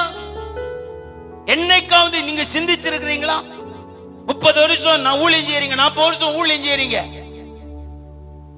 என்னைக்காவது எஜமானுடைய சந்தோஷம் என்னன்னு சொல்லி ஒரு ஊழியக்காரன் சிந்திச்சு இருந்தா அந்த எஜமான அவன் சந்தோஷப்படுத்தாம இருக்க முடியாது. இப்ப யாக்கோபின் தேவன் யோசேப்பை அவனுடைய தகப்பனை விட்டு பிரிக்கிற பொழுது என் எஜமானுக்கு மிகுந்த சந்தோஷம் உண்டாயிற்று. அப்படி பிரிக்கிற வேலையை முதல்ல செய்கிறது யாரு? யாரு? நம்ம ஆளுங்க எல்லாம் ஒரே சீல் குத்திடுவாங்க. சாத்தான் பிரிச்சுட்டான் பாஸ்டர். பெந்தேகோஸ்தேக்காரன் தான் சாத்தானுக்கு உயிர் கொடுத்துக்கிட்டு இருக்கான். கிறுக்கு பசங்க, கள்ளவாளி பசங்க எதெல்லாம் செஞ்சுட்டு சாத்தானா? சாத்தான் எவையா இருக்கான்? சாத்தான் உங்களுக்கு தெரியுமா? அவன் கிட்ட போக முடியுமா? அவனுடைய பூர்வீகம் தெரியுமா? அவனுடைய சரித்திரம் தெரியுமா? அவனுடைய வல்லமை உங்களுக்கு தெரியுமா? அவனுடைய அதிகாரம் உங்களுக்கு தெரியுமா? அவனுடைய ஆழத்துவம் தெரியுமா? அது எவ்வளவு காலம் இருக்குன்னு உங்களுக்கு தெரியுமா? இயேசு சிலுவையில ஜெயிச்சிட்டார். அப்பயே 1000 வருட அரசாட்சியில சாத்தானுக்கு பிடிச்சு கட்டி வைக்கிறாரு. சிலுவையில இயேசு சாத்தானை பல்ல புடுங்கிட்டார். நீ ஆட்டம் கண்டு சாத்தானுக்கு உயிர் கொடுக்கிறியே. சாத்தான் ஜாகல, அவனுடைய ஆளுகைக்கு இன்னும் முடிவு வரல. அவனுடைய அதிகாரத்தை குறுக பண்ண முடியாது. இதெல்லாம் பைபிள் சொல்லுது. விசுவாச வார்த்தை நான் சொல்லி உங்களை ஏமாத்த விரும்பல. பைபிள் சொல்லுது 1000 வருஷ அரசாட்சி வரும் பொழுதுதான் அவன் கட்டப்படுவான். அவன் எப்ப அழிக்கப்படுவான்? கடைசி நித்திய ஜீவன் தொடங்குற காலம் வரும் பொழுது பிதாவின் நாசின் சுவாசத்தினாலே குமாரனாயிருக்கிற கிறிஸ்துவனுடைய பூரண பலன் பெருகி அவருடைய ஆளுகை தொடங்கும் பொழுது அவன் அக்கினி கடலிலே தள்ளப்பட்டு அழிக்கப்படுவான். அது வரைக்கும் அவனெல்லாம் அழிக்க இந்த பெந்தேகோஸ்தேக்காரங்களுக்கு செய்யற தப்பெல்லாம் சொல்றதுக்கு ஒரு கோமாளி வேணும். ஒரு சிஏஜகாரன் பிசாசை பத்தி பேசுவானா? ஒரு ஆர்சிகாரன் பிசாசை பத்தி பேசுவானா? ஒரு மெத்தடிஸ்காரன் பிசாசை பத்தி பேசுவானா? ஒரு பேப்டிஸ்ட்காரன் பிசாசை பத்தி பேசுவானா? நம்மால என்ன நடந்தாலும் பிசாசு பிரிச்சுட்டான். வானத்தையும் பூமியும் உண்டாக்கி பிரிச்சதே நம்ம ஆளுதாயா. பிரிக்கிற வேலையை தொடங்கினவர் அவர் தான். பிரிக்கிற வேலையை தொடங்கினதே அவர் தான். வானத்தையும் பூமியும் உண்டாக்கி அப்படியே விட்டுருக்கலாமே, பிரிச்சாரு. நீங்க ஆதியாகமத்தின் புத்தகத்தை வீட்டுல போய் வாசித்து பாருங்க. 1ஆம் அதிகாரம் 4ஆம் வசனம் 6ஆம் வசனம் 7ஆம் வசனம் அவர் உண்டாக்குனதெல்லாம் சந்தோஷப்பட்டுட்டு திருப்பி பிரிக்கிறார். சந்தோஷப்பட்ட விட்டுற வேண்டியதான். அப்படியே சிலதை பிரிச்சாத்தான் உள்ளுக்குள்ள இருக்கிற வெள்ளை தேங்காய் தெரியும். தேங்காவை கூந்தலை பிரிக்கணும். தேங்காவுடைய கொட்டாங்குச்சியை நீங்க என்ன செய்யணும்? பிரிக்கணும், உடைக்கணும். உடைச்ச உடனே தேங்காய் தேர்ந்து குழம்புல போட முடியுமா?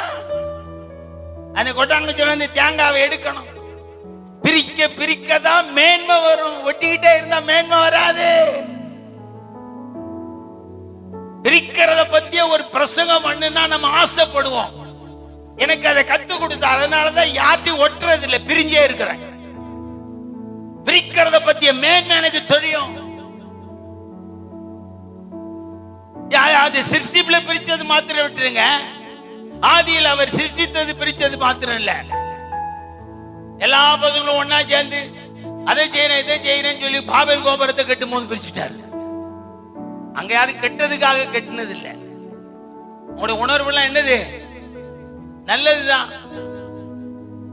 அவர் பிரிக்கணும்னு நினைச்சிட்டாரு. ஏன்னா பிரிச்சாதான் ஜன பெருகும், பிரிச்சாதான் ஜாதி வரும். ஜாதி இல்லைன்னா பிரசங்கம் பண்ணாதீங்க.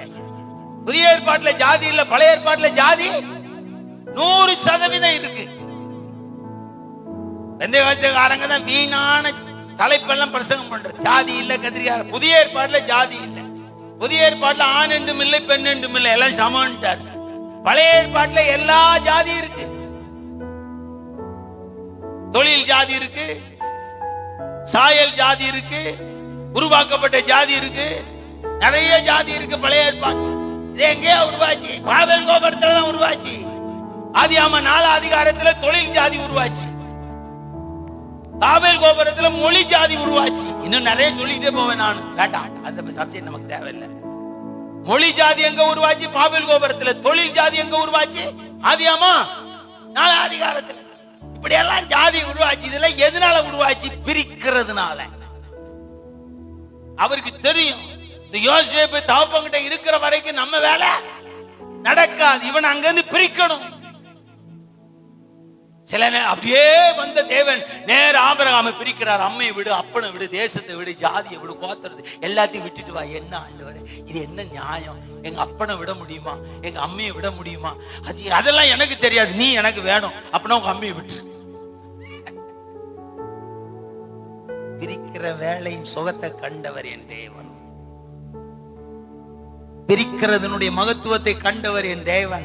அதை நலமானதாய் பார்த்து பழகுங்கள், கெட்டதாய் பார்க்க வேண்டாம். ஆபிரகாம் அம்மையை வீடு, அப்பனை வீடு, எல்லா வீடு வீடு எல்லாத்தையும் விட்டு புது ஜாதி ஆக்கிட்டார். என்ன ஜாதி? கல்தேர் ஜாதியில இருந்த ஆபிரகாமை யூத ஜாதி ஆக்குறார். ஜாதி உயர்வு கொடுத்ததே அவர் தான் ஆபிரகாமுக்கு. கல்தேர் ஜாதி ஆபிரகாமுக்கு வேண்டான்னு சொல்லி என்ன ஜாதி கொடுத்தார்? யூத ஜாதியை கொடுத்தார். இதெல்லாம் நம்ம தேவன் பண்ணதுதான். எதுக்கையா? பிரிச்சாதான்டா எனக்கு சந்தோஷம். தோத்திரம். அவன் பிரிச்சாதான் எனக்கு சந்தோஷம். இதெல்லாம் பைபிள்ல இருந்து பேசுறேன். நான் ஏதோ பேசுறேன்னு சொல்லி வெளியில போய் பேசினீங்கன்னா அப்புறம் பிரசங்கம் பண்ண முடியாது. கவனமா இதை கேட்டுட்டு சத்தம் போயிருக்கேன். இவருக்கு எதுக்கு இதெல்லாம் தேவை? இதெல்லாம் நான் பேசல, நான் வெறும் 7th தான் படிச்சிருக்கேன். இங்க வந்தா என்ன பேசணுமோ அவர் பேசுவார். இதுக்கு எனக்கு எந்த சம்பந்தம் கிடையாது. போட்டா சோறு போடுவார், ஒரு காணிக்கு தருவார், போயிட்டே இருப்பேன். ஆனா இந்த பிரசங்கம் வேலை செஞ்சுட்டே இருக்கு. யூடியூப்ல போகும் 100 பேர் 1000 பேர் 10,000 பார்த்து வேலை நடந்துகிட்டே இருக்கும். அது அடுத்த வேலை. அதனால இதுக்கு எதிர்த்து நிக்காதீங்க, இதெல்லாம் கமெண்ட் பண்ணாதீங்க, இதெல்லாம் வெளியில போய் வியாக்கியானம் பண்ணிட்டு இருக்காதீங்க. இது பைபிள்ல உள்ள உண்மையான காரியத்தை தான் நான் என்ன செஞ்சுட்டு இருக்கேன், வியாக்கியானம் பண்ணிட்டு இருக்கல. அல்லேலூயா. நான் ஒன்னும் உங்களுக்கு டிக்ஷனரி எழுதல, கத்த சொல்றதை சொல்லிக்கிட்டு இருக்கிறேன். அதனால யோசேப்பை தகப்பனை விட்டு பிரிச்சார். பிரிக்கிற பொழுது அவருக்கு சந்தோஷம். ஆபிரகாமையும் அப்படிதான் பிரிச்சார். பயங்கர சந்தோஷம். எங்க போனாலும் கூட வர்றேன். எதுக்கு பிரிச்சதுனால? உனக்கு சகாயம் செய்யும் கேடகமா இருப்பேன். என்னதுக்கு அம்மா சகாயம் எனக்கு தேவை? கேட்டதான் ஆடு இருக்கு, கோழி இருக்கு, மாடு இருக்கு, எல்லாம் கழுதி இருக்க. எதுக்கு இருந்தாலும் உன்னை பிரிச்சேன்ல, அதுக்கு நன்றி கடன். சகாயம் செய்ய கேடகமா இருப்பேன். உன்னை கல்தேர் ஜாதியில இருந்து என்ன ஜாதி ஆக்கியிருக்கேன்? யூத ஜாதி ஆக்கியிருக்கேன். அதுக்கு ஒரு போனஸ். என்ன போனஸ்? நீ வானாகாமல் தலையாவாய், கீழாகாமல் மேலாவாய், வானத்து நட்சத்திரங்களை போலும் சந்ததியை பெருகப்படுவேன். உலகத்தை விட்டு கர்த்தர் உங்களை பிரிச்சிருக்கிறாரா? சீஷர்களை பிரிச்சேன்னு பிதா கிட்ட சொல்ற. நான் உலகத்தான் அல்லாதது போல இவர்களும் உலகத்தான் அல்லன்னு சொல்லிட்டு அப்போஸ்தலர் 12 பேரை தேவன் பிரித்த அந்த உடன்படிக்கையினுடைய நகலை பிதாவுக்கு கொடுக்கிறார். நான் இவங்களை பிரிச்சு வச்சிருக்கிறேன் உலகத்தை விட்டு. உங்களை பிரிச்சிருக்கிறாரா? கர்த்தர் உங்களை பிரிச்சிருக்கிறதா உங்களுக்கு மேன்மை. அப்பதான் பிதாவுக்கு சந்தோஷம். மாமிச இச்சையை விட்டு பிரிச்சிருக்கிறாரா? பூமிக்குரிய வாழ்க்கையில உங்களை சுத்தி சுத்தி வர்ற பல காரியங்களை விட்டு கர்த்தர் உங்களை பிரிக்கணும். நான் ஒட்டுனாலும் பிரிச்சிருவாரு. நான் நிறைய பேர நபர் ஆண்டோட பார்த்துட்டேன். நீ ஒட்டவே முடியாதுடா, நீ ஒட்டுனாலும் பிரிச்சிருவாரு. கேட்டா சொல்லுவாரு, நீ பியூரா எனக்கு வேணும், நீ எவங்கிட்டயா சேர்ந்துக்கிட்டு காவாசி முக்காவாசில எனக்கு வேண்டாம், நீ எனக்கு அப்படியே தண்ணி ஊத்தாத பாலா வேணும் பாரு. நீ எவன் கூட சேர்ந்தா தண்ணி ஊத்தி விடுவாங்க. அல்லேலூயா. அதனால நீ உன் மேல தண்ணி ஊத்திட்டா அது எனக்கு வம்பு. நீ தண்ணி ஊத்தாத அப்படியே திக்கு பாலா வேணும்னு என்ன பத்திரமா வச்சிருக்கிற. நீங்க எத்தனை விலை கொடுத்தாலும் கிடைக்க மாட்டேன், கோடி தந்தாலும் கிடைக்க மாட்டேன், தாபனத்தையே எழுதி கொடுத்தாலும் கிடைக்க மாட்டேன். என்ன வாங்க முடியாது. ஏன்னா ஏற்கனவே ஒருத்தர் வாங்கிட்டார். அதனாலதான் பவுல் சொல்றா, நான் ஏற்கனவே நான் விற்கப்பட்டு விட்டேன், இனி யாரும் என்ன கரையம் கொடுத்த. அதனால அததான் அவர் எழுதுறார், நீங்கள் கரையத்துக்கு கொல்லப்பட்டீர்கள். அந்த உணர்வே கிடையாது. எத்தனை பேர் விலை கொடுத்தாலும் நம்ம ஆளு கரையம் போயிட்டே இருக்கான். அறிவில்லை. அவர் பவுல் அழகா எழுதிட்டார், உன்னை கரையம் கொடுத்து வாங்கிட்டாரியா, நீ ஒரே ஆட்டா வாழ்ந்துரு. அதெல்லாம் எனக்கு தெரியாது. எத்தனை பேர்னாலும் என்ன விலை கொடுத்து வாங்கலாம். அமெரிக்காக்காரன் வாங்கலாம், ரஷ்யாக்காரன் வாங்கலாம், சுவிஸ்காரன் வாங்கலாம், நெதர்லாந்துக்காரன் வாங்கலாம், லண்டன்காரன் எவன் வாங்கினாலும் வாங்கலாம்.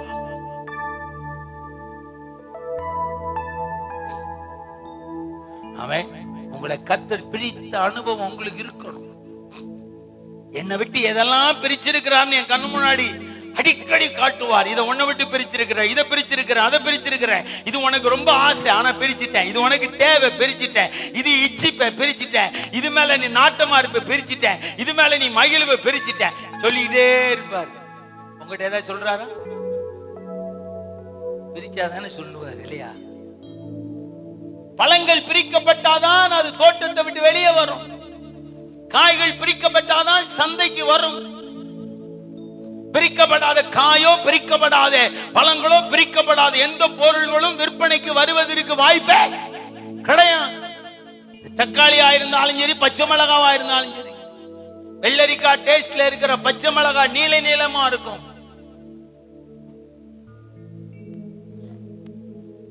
இத்தனோண்டு இருக்கும் சின்ன மிளகா, அது விலை கம்மி தான், ஆனா அதுதான் காரம்.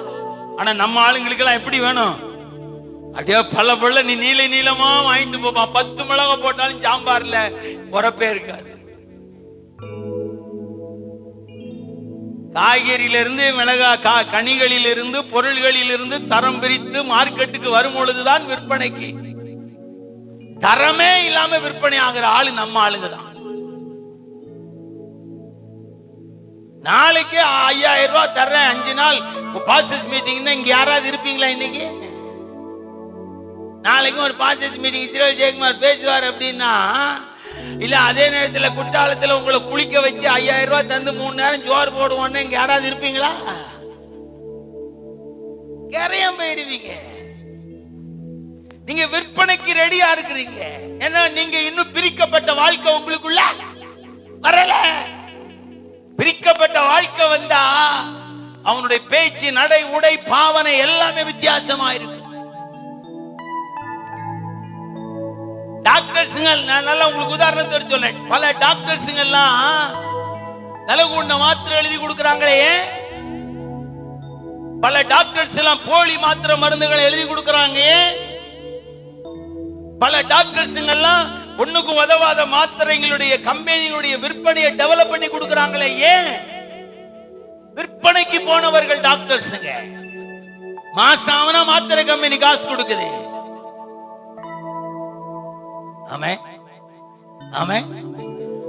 வருஷத்துக்கு 4 முறை இங்க இருந்து தைவானுக்கும் லண்டனுக்கும் அமெரிக்காவுக்கும் டூர் கூட்டு போய் குடியும் குடித்தனும் கொடுத்து அந்த டாக்டரை சந்தோஷப்படுத்துறான். அவன் கரையத்துக்கு போனதுனால வந்த உடனே 10 ரூபாய்க்கு மாத்திரை வாங்க தகுதி இல்லாதவங்களே 1000 ரூபாய் மாத்திரை எழுதி கொடுக்கறான். ஏன்னா அவன் கரையம் போனவன் இந்த கம்பெனிக்காக இந்த மாத்திரைய எழுதி கொடுத்துதான். நீங்க எப்படி இருக்கிறீங்க? நீங்க பிரிக்கப்பட்டா இந்த அனுபவம் இருக்காது. நீங்க கரையத்துக்கு போன ஆளா இருந்தா எவன் கூப்பிட்டாலும் போய் 500 ரூபாயும் ஒரு பாட்டிலும் ஒரு குவார்டர் பிரியாணிக்கு இந்த பக்கம் ஏடிஎம்கேல காலையில போறான், இந்த பக்கம் டிஎம்கே காலையில போறான், இந்த பக்கம் ஜீவான் பின்னாடி போறான், இந்த பக்கம் தினகரன் பின்னாடி போறான்.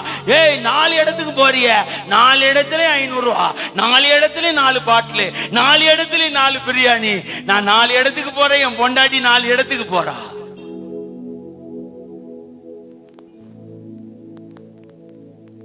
யாருக்கடா ஓட்டு போடுவ? அப்ப எவன் அதிகமா தாரானோ அவனுக்கு போட்டு. சில பாஸ்டர்ஸ்களுடைய உண்மை நிலவரம் இதுதான். நீங்க பிரிக்கப்பட்ட அனுபவத்துக்குள்ள இருந்தீங்கன்னா பிதா சந்தோஷப்பட்டிருப்பார். உங்களை யாரும் கரையும் கொடுத்து வாங்க முடியாது. யோசேப்பை தேவன் பிரித்தார்.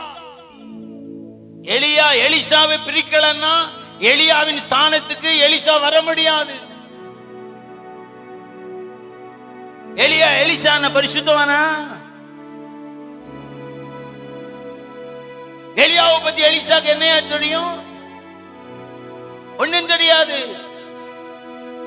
அதை விட மகிமையான ஆட்கள்லாம் எலியாவுடைய ஆசிரமத்தில் இருக்கிறாங்க.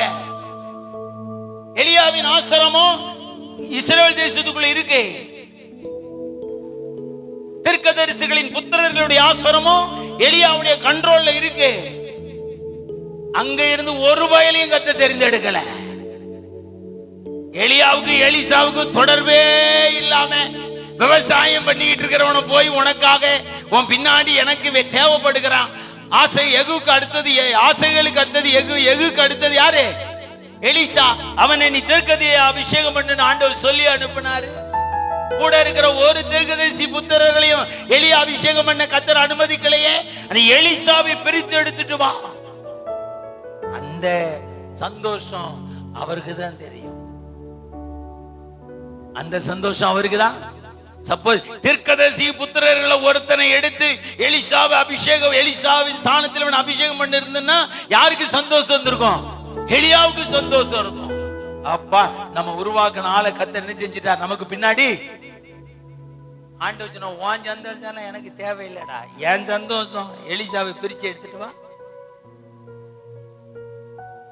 பிரிக்கிற வேலை கர்த்தர் செஞ்சுக்கிட்டே இருப்பாருங்க. அவர் ப்ராஜெக்ட் முடிகிற வரைக்கும் விட மாட்டார். குழந்தை பத்தி வச்சிருக்க ஆகார வச்சு 100 வயசுல ஒரு 90ல இருந்து 97 வயசுக்குள்ள குழந்தைய பத்து வளர்த்து அது சூப்பரா விளையாண்டுகிட்டு இருக்கு.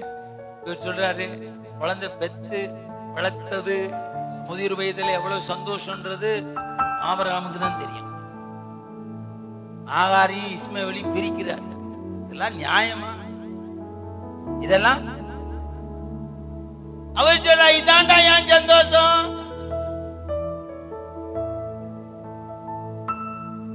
இதுதான். அப்போ தேவன் உலகத்தை விட்டு, சுயத்தை விட்டு, பாவத்தை விட்டு, மாய்மாலத்தை விட்டு, நடிப்பை விட்டு நம்மளை பிரிக்கணும்னு எவ்வளவோ பிரயாசப்பட்டாலும் நம்ம பிதாவை சந்தோஷப்படுத்துறதுக்கு நம்ம இடம் கொடுக்கறதே இல்லை. என்ன பிரிக்கவே முடியாது பாஸ்டர். என்ன யாரும் என்ன செய்ய முடியாது. இஸ்ரவேல் ஜெயக்குமார் என்ன தேவதூதனே வந்து பிரசங்கம் பண்ணாலும் நான் மாற மாட்டேன்னு சொல்ற மூல பசங்க எல்லாம் இருக்காங்க ஊழியத்துல. என்னைய சாதாரணமா நினைச்சிடாது. என் சிந்தையில இருந்து எந்த வார்த்தையும் வராது. நீங்க சாகணும்னு சொன்னாலும் அது கர்த்தர் தான் சொல்லுவார். நீங்க பிழைக்கணும்னு சொன்னாலும் கர்த்தர் தான் சொல்லுவார். நீங்க வாழணும்னு சொன்னாலும் கர்த்தர் தான் சொல்லுவார். நீங்க அழியணும்னு சொன்னாலும் கர்த்தர் தான் சொல்லுவார். இந்த வாயை நான் கர்த்தருக்கு கொடுத்து பல வருஷம் ஆச்சு. என்னால மனுஷனுக்காக பேச முடியாது. மாய்மாலத்துக்காக என் வாயை நான் பேச உபயோகப்படுத்துறது இல்லை. என் சுய லாபத்துக்காக என் வாயை நான் பேச உபயோகப்படுத்துறது இல்லை. என் சரீர சுகத்தை தரக்கூடியவர்களிடத்திலேயே என் வாயின் வார்த்தைகளை பேசி அவர்களை என்னை விட்டு 10 அடி தள்ளி நிற்க வைக்கிற வாய் இது.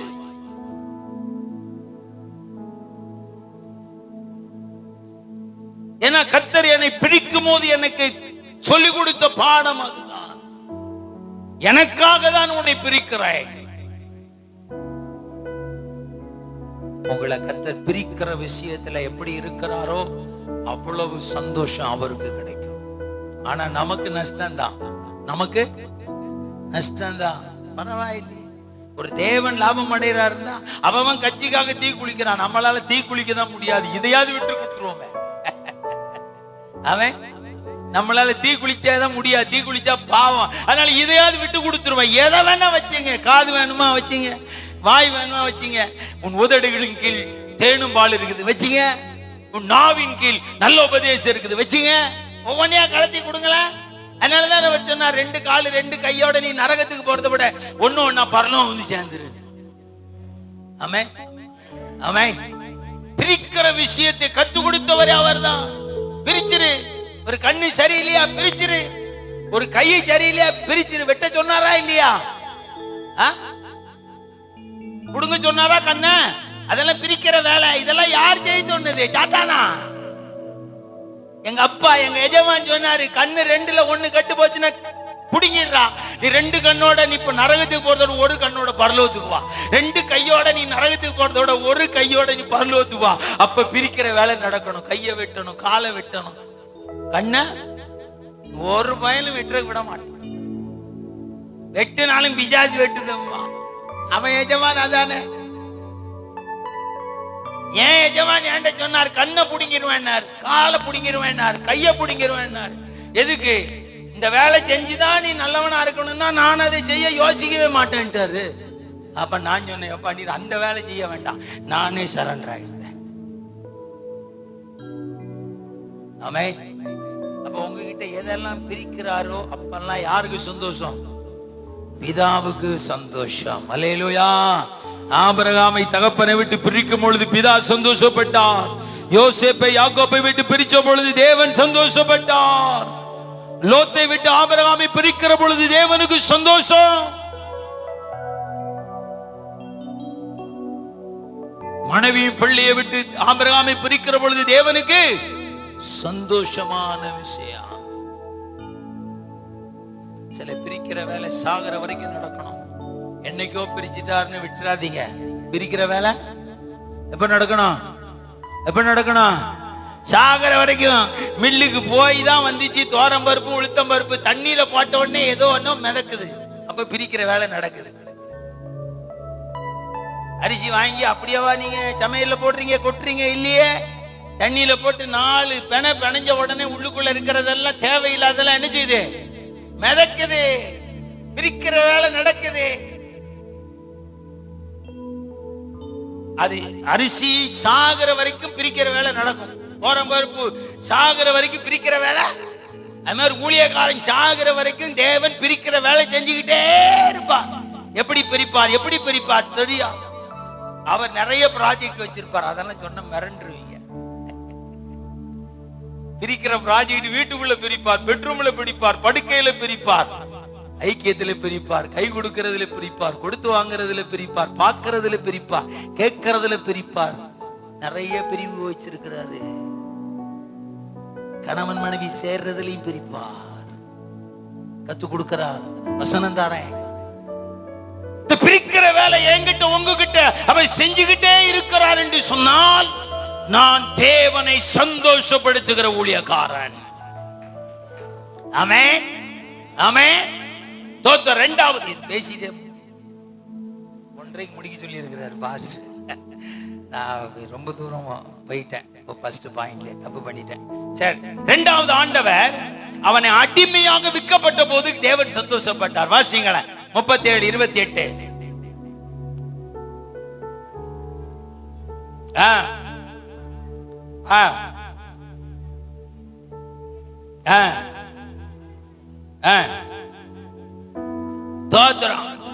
இதெல்லாம் பெரிய சப்ஜெக்ட்டுங்க. இது ஒரு விற்பனை பண்ற சப்ஜெக்ட், சாதாரண சப்ஜெக்ட் இல்ல. வேற யார்ட்டையும் விற்க முடியாது. எகிப்தியர்கள் மீதியானியர்கள் கொண்டு வருகிற பொருளை வாங்குறது தான் எகிப்தியர்களுக்கு திருப்தி. மீதியானியர்கள் கொண்டு வருகிற அடிமைகளை வாங்குறது தான் எகிப்தியர்களுக்கு திருப்தி. ஆனா மீதியானியர்கள் யார்? அது இஸ்மவேல் சந்ததி அல்லவா? இஸ்மவேல் சந்ததி கிட்ட ஆபிரகாமுடைய சந்ததியை தேவன் வித்து போடுகிறார். விக்கிற வேலை அவர் செய்வார். இதுக்கு உடனே சாத்தானை இழுத்துறாதீங்க. இஸ்மவேலுடைய சந்ததி கிட்ட ஈசாக்கின் வாக்குத்தத்தம் பண்ணப்பட்ட சந்ததியை விக்கிறார் யோசேப்ப. ஏன் அப்படி விக்கிறார்? வேற வழி ஆண்டவருக்கு கிடையாது. இந்த யோசேப்பு எகிப்துக்குள்ள போனோம், போத்திபார் வீட்டுக்கு போனோம், பார்வோனுடைய அரண்மனைக்கு போனோம். மீதியானியருடைய கையில போனா தான் இவனை பத்திரமா அவங்க எங்க கொண்டு விற்பாங்க? எகிப்துக்கு கொண்டு போய் விற்பாங்க. அது யார வச்சு வித்தாரு? 10 சகோதரர்களை வச்சு வித்தார். எப்படி வித்தாரு? அடிமையாக வித்தார். எகிப்துக்கு நீங்க கொண்டு போகப்படணும், தேவன் சந்தோஷப்படணும்னா கர்த்தர் உங்களை அடிமையா வித்துதான் ஆகணும். சில நேரத்துல யார்ட்டையாவது கர்த்தர் உங்களை அடிமையா வித்து போட்டா அமைதியா அடங்கி இருங்க. ஆனா நம்மளால அடங்க நான் என்ன ஆளு என்ன போய் அடக்கலான்னு பாக்குறாரா? நான் என்ன பண்றேன் பாரு அவரு. சில நேரத்துல நம்மள அடிமையா தான் வச்சிருப்பார். சில நேரம் அடிமையா வித்துருவார், அடிமையா ஒப்பு கொடுத்துருவார். அமைதியா இருங்க. என் அடிமையா கர்த்தர் விக்கிறாருன்னா பின்னாடி ஒரு பெரிய ப்ராஜெக்ட் இருக்கு. ஏன்னா அவருக்கு வேற வழி கிடையாது. அடிமையாய் வித்தால்தான் எகிப்துக்கு யோசேப்பு கொண்டு போகப்பட முடியும். வேற எந்த விதத்திலையும் யோசேப்பு எகிப்து கொண்டு போகிறதுக்கு வழியே கிடையாது. எத்தனையோ பேர் அமெரிக்கா குடியுரிமை வாங்குறதுக்கு கிளவிய கல்யாணம் பண்றான். பஞ்சாப்காரன், ராஜஸ்தான்காரன்லாம் அப்படிதான். அமெரிக்கால இருக்க 30 வயசு 40 வயசு கிளவிய இவன் 22 வயசுல கல்யாணம் பண்ணிக்குவான். ஏன்னா அவனுக்கு அமெரிக்கா குடியுரிமை என்ன செய்யணும்? வேணும். அதனால ஒரு 30 வயசு 40 வயசு அமெரிக்கா கிளைய கல்யாணம் பண்ணிட்டு 1 வருஷம் குடும்பம் நடத்தி, 2 வருஷம் குடும்பம் நடத்தி, 3 வருஷம் குடும்பம் நடத்தி அமெரிக்கா குடியுரிமை வாங்கணும்னு அவளை கழட்டி விட்டுட்டு இவன் அதுக்கப்புறம் பஞ்சாப் காரியையோ ராஜஸ்தான் காரியையோ கல்யாணம் பண்ணிக்குவான்.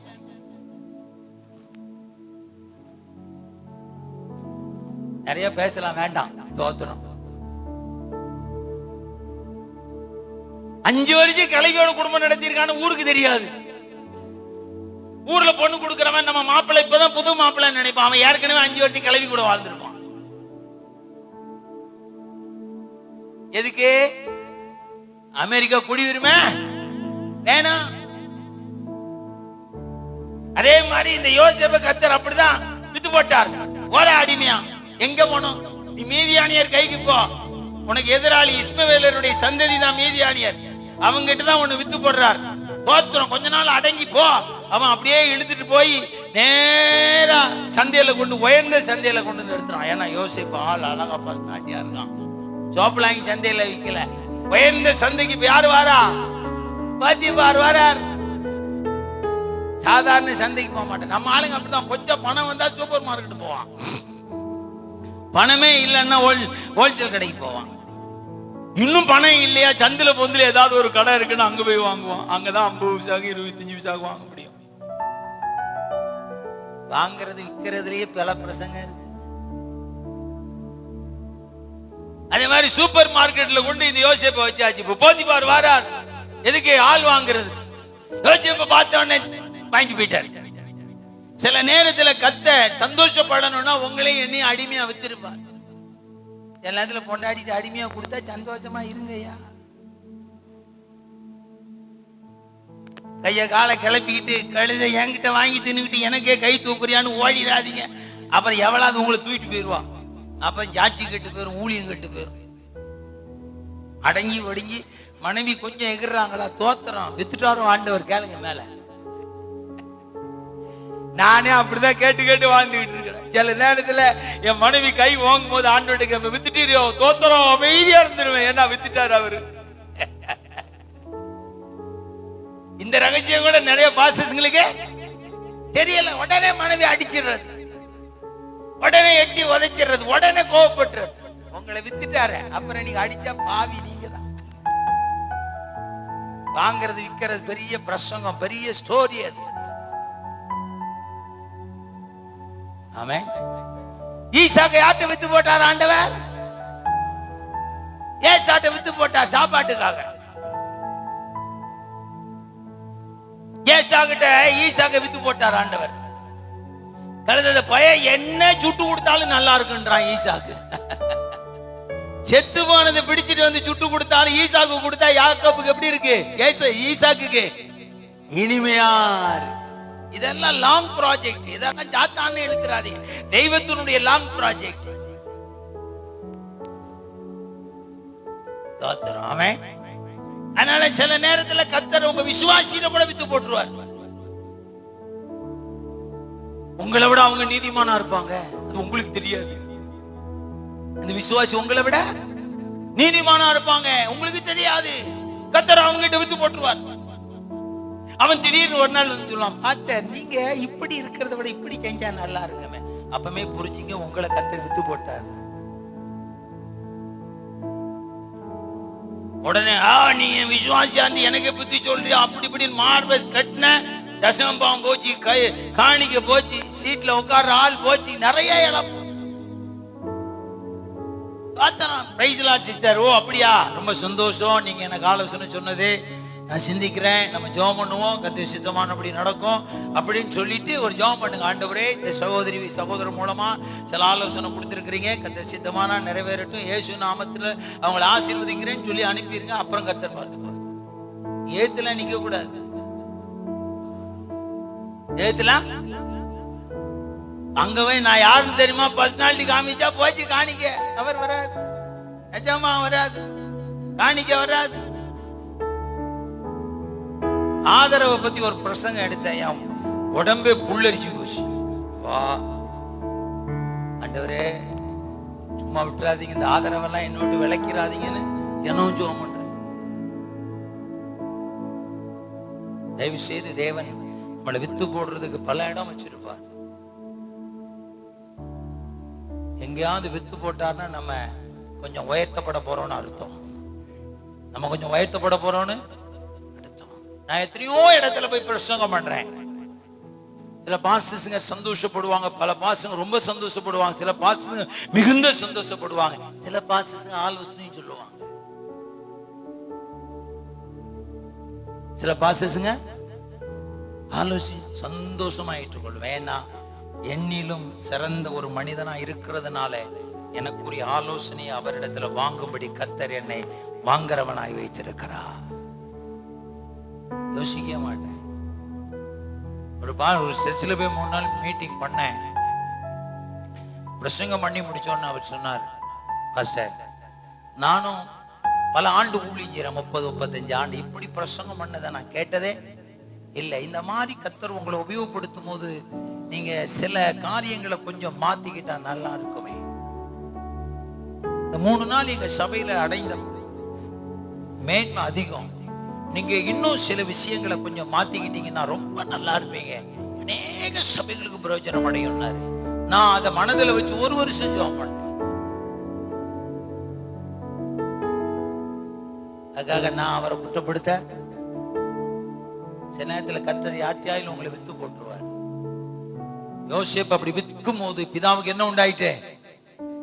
சந்தோஷம் உண்டாயிட்டு. ஐயா, என் பையன் இப்ப எங்க போயிட்டான், என் வேலைக்காரன் எங்க போயிட்டான், என்னுடைய ப்ராஜெக்ட் அடுத்த லெவல் எகிப்துக்கு போயிட்டான். ரொம்ப சந்தோஷம். உள்ள தள்ளியாச்சு, அப்பா உள்ள தள்ளியாச்சு, ரொம்ப சந்தோஷம்.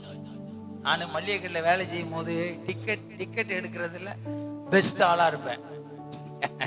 புது படம் போட்டா காலையில 3 மணில இருந்து கியூ நிற்கும், சாயங்காலம் மத்தியானம் 2 மணி வரைக்கும். நான் 2 மணிக்கு போய் ஃபர்ஸ்ட் டிக்கெட் எடுத்துட்டு வந்துடுவேன். என் கூட வேலை பார்க்குற 10 பேரும் சீக்கிரமான்னு சொல்லி பந்தாவா கூட்டு போய் அப்படி இப்படின்னு சொல்லி கவுண்டருக்கு எப்படியோ கடைசியா போய் பார்த்து ஒரு 3ல இருந்து 5 நபருக்குள்ள நான் டிக்கெட் எடுத்துட்டு வந்துடுவேன். என்னையா ஆமா 10 பின்னாடி எல்லாருக்கும் சந்தோஷம். அது மாதிரி ஆண்டவருக்கு ஒரு சந்தோஷம். இந்த பயலை இஸ்மவேலர் கையில வித்து போட்டாலும் இவன் போக வேண்டிய இடத்துக்கு போய் சேர்ந்துட்டான். பிதா சந்தோஷப்பட்டார். 3வது எப்படி சந்தோஷப்பட்டார்? வாசிங்க 39:8-9 சீக்கிரம். 39:8-9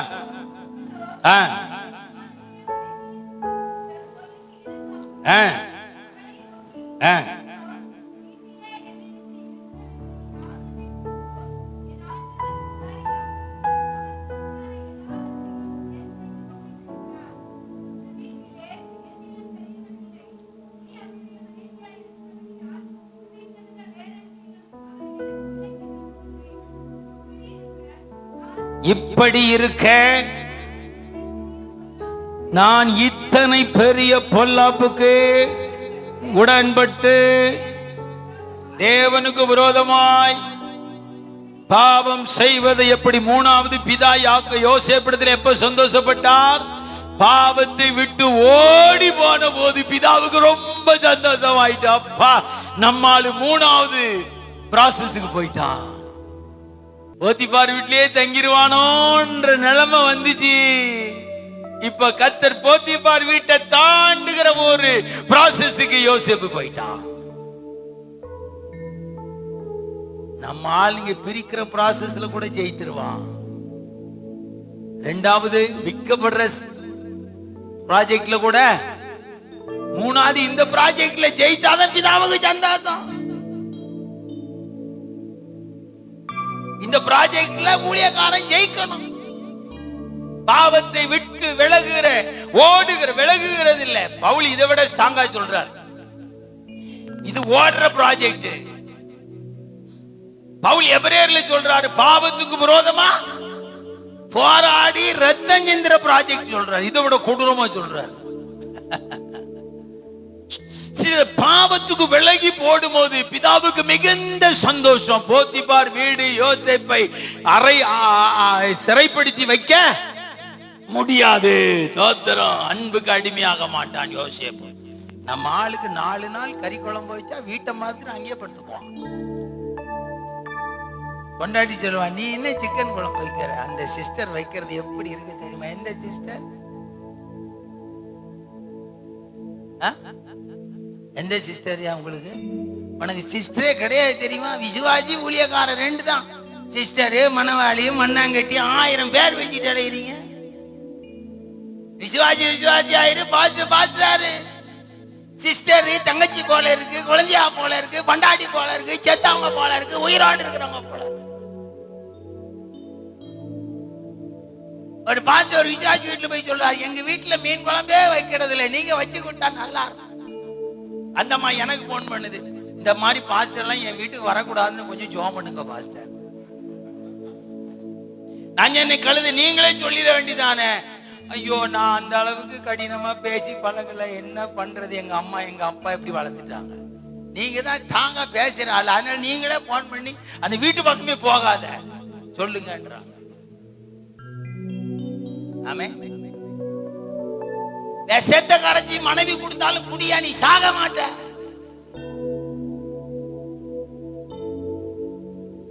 காரணம் உனக்கு தந்த மனைவி, கர்த்தர் தந்த மனைவி சாக விட மாட்டார். அப்படியே அவ விஷம் தந்து நீ செத்தா கணக்கு தேவன் பேர்ல போயிரும். அதனால அவர் உஷாரா இருப்பார். அவ கையில இருக்கிற வரைக்கும் விஷம் உங்க கையில இருக்கும்போது விஷமாகாது. ஏன்னா தேவன் ரொம்ப கவனமா இருப்பார். நான் கொடுத்த மனைவியை கொண்டுட்டா நம்ம மேல பிரச்சனை வந்துடும், விஷமே இல்லாம ஆக்கி தருவார். அதனாலதான் வேதம் சொல்லுது, கர்த்தரை விசுவாசிக்கிறவன் சாவுக்கு ஏதுவானவைகளை புசித்தாலும் குடித்தாலும் அது அவனை சேதப்படுத்தாது. ஆபத்து கொஞ்சம் விலகி ஓடுங்க. கடைசி காலத்துல நிறைய பாஸ்டர்ஸ்ங்க வாய்ப்பை தேடிட்டு அலைகிறாங்க. நிறைய பாஸ்டர்ஸ்ங்க வாய்ப்பை தேடுறாங்க. யாராவது நம்மகிட்ட பேச மாட்டாங்களா? எதுக்கே அவன்கிட்ட பேசணும்? பேசுறதுக்கு தான் 2 பேர் இருக்காங்களே. ஒண்ணு கர்த்தர், 2வது மனைவி இருக்கிற போதாது. அவ கடுமையா தான் பேசுவா, சுடுகஞ்சி மாதிரி தான் பேசுவா, கடுகு மாதிரி தான் இருப்பா, வெந்தய மாதிரி கசப்பா தான் இருப்பா. கழுது அவ அப்படிதான் உனக்கு தரப்பட்டிருக்கிறது. அவ வெந்தய மாதிரி இருக்கா, கசப்பா இருக்கா, அதுதானே கத்து தந்தது. அது கடுகு மாதிரி வெடு நிக்கிறா, அது அவர் தானே தந்தது. ஆமே. மிளகு மாதிரி உரப்பா இருக்கா, அவர் தானே தந்தது. ஏன் அவர்கிட்ட என்னையா கடுகையும் வெந்தயத்தையும் மிளகையும் தந்திருக்கிறீங்க? தினம் கடுகா சாப்பிட முடியும், தினமும் மிளகையும் வெந்தயத்தையுமா சாப்பிட முடியும்? அவர்கிட்ட கேளுங்க, அவர் அப்படியே சீரகமா மாத்தி தந்துருவார். செம்மையான ஆளு நம்ம ஆளு. என்னுடைய தேவன் அப்படிப்பட்ட ஒரு தெய்வம். அவரை பத்தி நிறைய பேசுவேன் நான். அவர் கடுகு ஜீரகமாக்க முடியும். ஜீரகத்தை ஏன் கடுகு தண்ணி குடிச்சா பேதி ஆகும், ஜீரக தண்ணி குடிச்சா குளிர்ச்சி ஆகும். அதே மனைவி ஜீரக தண்ணியா மாத்தி தருவார். எதுக்கு இன்னொரு இடத்துல போய் வாய்ப்பை தேடுறீங்க? சில ஆளு வாய்ப்பை உருவாக்குவான். ஒரு அம்மா நைட் 11 மணிக்கு போன் பண்ணுது, பாஸ்டர் நாளைக்கு எனக்கு வீட்டுக்கு ஒரு அற்புதம் ஜெபம் பண்ணு. என்ன ஒரு பாஸ்டர் போன் பண்ணாரு, என் புருஷன் என்னை விட்டு போய் 7 வருஷம் ஆச்சு, அவர் என் பையனுக்கு பிறந்த நாளா ஞாபகமா வச்சிருக்கிறாரு, அவனுக்கு என்ன வேணாலும் வாங்கி தர்றாராம், நாளைக்கு காலையில வர்றாராம், வரக்கூடாதுன்னு ஜெபம் பண்ணுங்க. நான் கேட்கிறேன், அவர் நல்லதுதானே செய்யவா? இல்ல பாஸ்டர் வேற மாதிரி பேசுறாரு. முட்டாள அணி 11 மணிக்கு இன்னொருத்திக்கு போன் பண்ணி ஜட்டி வேணுமா, காய்ச்சிட்ட வேணுமா, உன் பிள்ளைக்கு எது வேணும் கேட்கிற அறிவில்லை. அப்ப நீ பாவத்துக்குரிய வாய்ப்பை தேடுகிறாய்.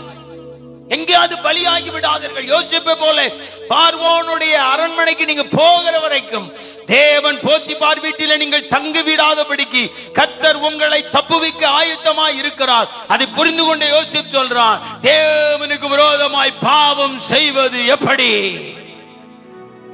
இந்த துடிப்பு எப்பவும் இருக்கும். ஆசை யார்கிட்ட இல்லையா? வெளிப்படையா பேசுற யார்கிட்ட ஆசை இல்லை? பொம்பளைங்கிட்ட ஆசை இல்லையா? ஆம்பளைங்கிட்ட ஆசை இல்லையா? வயசுக்கு தந்த ஆசை எப்பவும் இருக்கும். சும்மா ஒண்ணுமே இல்லாம நடிக்காதீங்க. எந்த வயசுல எந்த உடம்பு எப்படி இருக்கணும் வேதம் அழகா சொல்லுது. 25 வயசுல எப்படி இருப்பான், 30 வயசுல எப்படி இருப்பான், 35 வயசுல எப்படி இருப்பான், 40 வயசுல எப்படி இருப்பான், 50 வயசுல எப்படி இருப்பான், 55 எப்படி இருப்பான். நான் தான் அன்னைக்கு ஏசுராஜ் பாஸ்டர் சொன்னேன், 7 களம் சொன்னேன். களத்துக்கே 7 ஸ்டேஜ் இருக்கு. 50, 51, 50, 55, 60, 65, 70, 75, 80 7 ஸ்டேஜ் தாண்டினாதான் நீங்க பூரண கிழவன் ஆக முடியும். இந்த மாதிரி தாடி நிறைச்சவன நான் கிழவனா? இல்ல தெரியாம கேட்கிறேன், நான் கிழவன் நினைச்சிட்டு இருக்கீங்களா? நான் கிழவன் கிடையாதையா. பாஸ்டருக்கு ஆசையே கிடையாது, பாஸ்டர் கிழவன் ஆயிட்டார். இல்ல, என் ஆசையை நான் 30 வயதுல அழுத்த ஆரம்பித்தேன். 30 வயசுல என்னுடைய ஆசையை அழுத்தி அழுத்தி அழுத்தி அழுத்தி 85-90% நான் அதை மடங்கடித்திருக்கிறேன். இன்னும் 10% என்கிட்ட தான் இருக்கு. அதை அழுத்த முடியல, ஏன்னா அதுக்குரிய வயசு இன்னும் வரல. அதனால அதை அடக்கி ஒடுக்குகிறேன். அது அடங்க மாட்டேங்குது, கீழே போக மாட்டேங்குது. 60 வயசு வந்தாதான் 70 வயசு வந்தாதான் போவேன்னு சொல்லுது. அப்ப நான் என்ன சொல்றேன், நீ 60-70 வயசு வரைக்கும் நான் உன்னை வச்சுக்கிட்டு இருக்க முடியாது. அதனால உன்னை அடக்கி ஒடுக்கி பார்சல் பண்ணி ஒரு என் கண்ணு முன்னாடியே ஒரு செட் போர்ட் பண்ணி வச்சிருக்கிறேன். சும்மா வேண்டாம், அதெல்லாம் இஸ்ரேல் ஜெயிக்க மாட்டேன் பேச முடியாது. ஏன்னா எனக்குள்ள இருக்கிறவர் எல்லாம் கத்து கொடுத்துரு. ஆசையே இல்ல பாஸ்டர். ஆசை வயசுக்கு தந்த ஆசை பெண்ணுக்கு இருக்கும், ஆணுக்கும் கண்டிப்பா இருக்கும். அத தேவனுடைய சந்தோஷத்துக்காக நீங்கள் விட்டு கொடுக்க வேண்டியது உங்கள் மேல் என் மேல் விழுந்திருக்கிற கடமை. பிதா சந்தோஷப்பட வேண்டுமானால் உங்களுடைய அந்த பாவத்துக்கு விலகி ஓடுகிற லிஸ்ட்ல ஃபர்ஸ்டா இருங்க ஊழியக்காரன், ஊழியக்காரி. பாத்துங்க,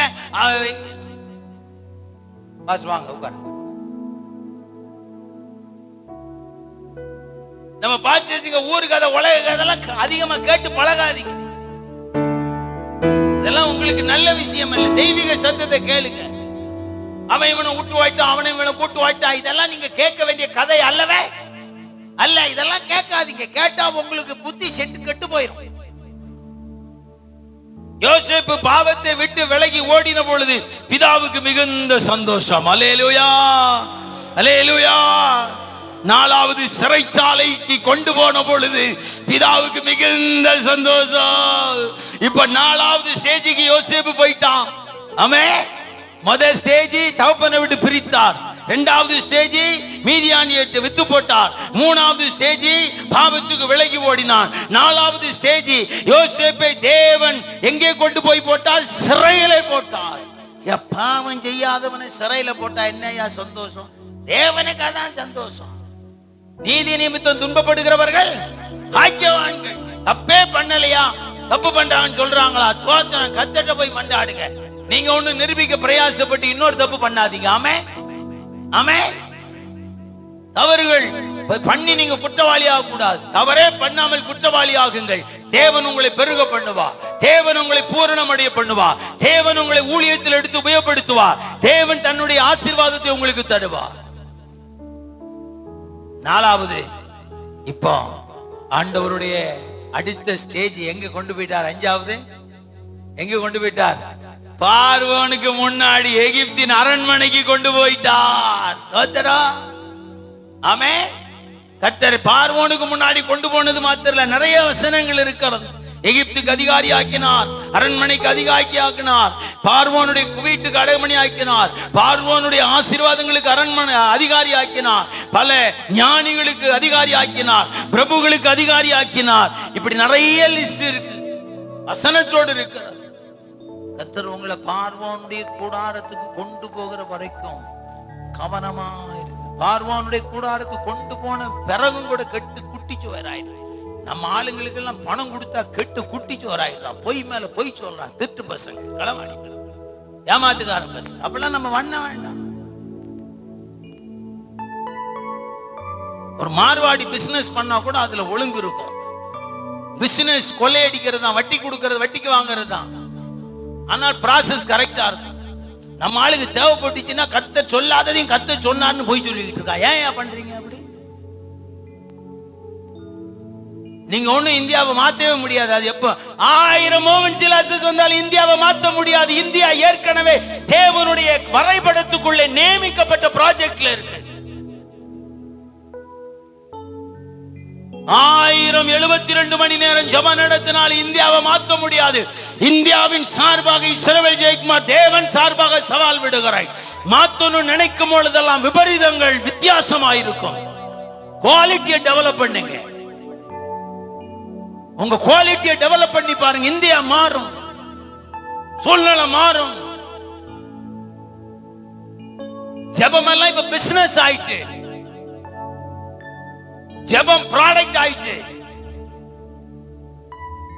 ஜெபம் ப்ரொடக்ஷன் ஆகுது. ஒரே ஜெபமா இருந்தது, முழங்கால் ஜெபம் ஒண்ணு இருந்துச்சு. இப்ப போய் உபவாச ஜெபம், அக்கினி ஜெபம், அவுட்டுக்குள்ள ஜெபம், கைக்குள்ள ஜெபம், காலுக்குள்ள ஜெபம், படுத்து கிடந்து ஜெபம், 72 மணி நேரம் ஜெபம் பண்ண. என்னையா ப்ராடக்ட கொண்டு வரீங்க ஜெபத்தை? இயேசு ஒண்ணே ஒண்ணுதான் சொல்லி கொடுத்தார். அரை கதவு பூட்டு, பிதாவை நோக்கி ஜெபிக்க கத்துக்கொள், அவர் கிரியை செய்யறத நீ பாப்ப. 1000 இல்லையா 10,000 மோன்சிலாசம் இந்தியாவினுடைய பிரச்சனை மாறவே மாறாதியா. மிந்தி மாவட்டத்துல ஒரு இடத்துல இருந்த விபச்சாரம் இப்ப தெருக்கு தெரு விபச்சாரம், பொது இடத்துல இருந்த விபச்சாரம் வீட்டுக்கு வீடு விபச்சாரம் ஆகி போச்சு. எங்கேயோ தேடி போய் வாங்கின கஞ்சா காலம் போய் ஸ்கூல் வாசல்ல கஞ்சா, ஆஸ்பத்திரி வாசல்ல கஞ்சா, கம்பெனி வாசல்ல கஞ்சா, ஸ்கூல் வாசல்ல கஞ்சா. உங்க ஜெபம் என்னத்தையா கிழிச்சுதே?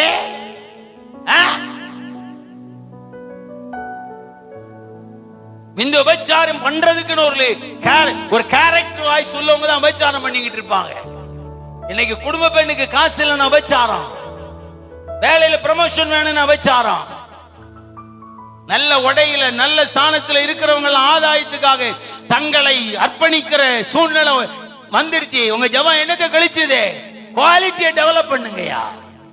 உண்மையா வாழ கத்துங்க, உத்தமா வாழ கத்துங்க, பரிசுத்தமா வாழ கத்துங்க, நீதியா வாழ கத்துங்க, நியாயமா வாழ கத்துங்க.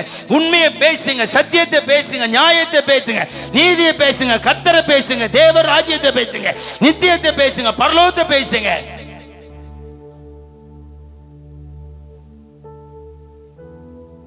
தேவையில்லாததெல்லாம் பேசி பேசி இந்தியாவினுடைய ஊழியம் கரைப்பட்டு இருக்கிறது.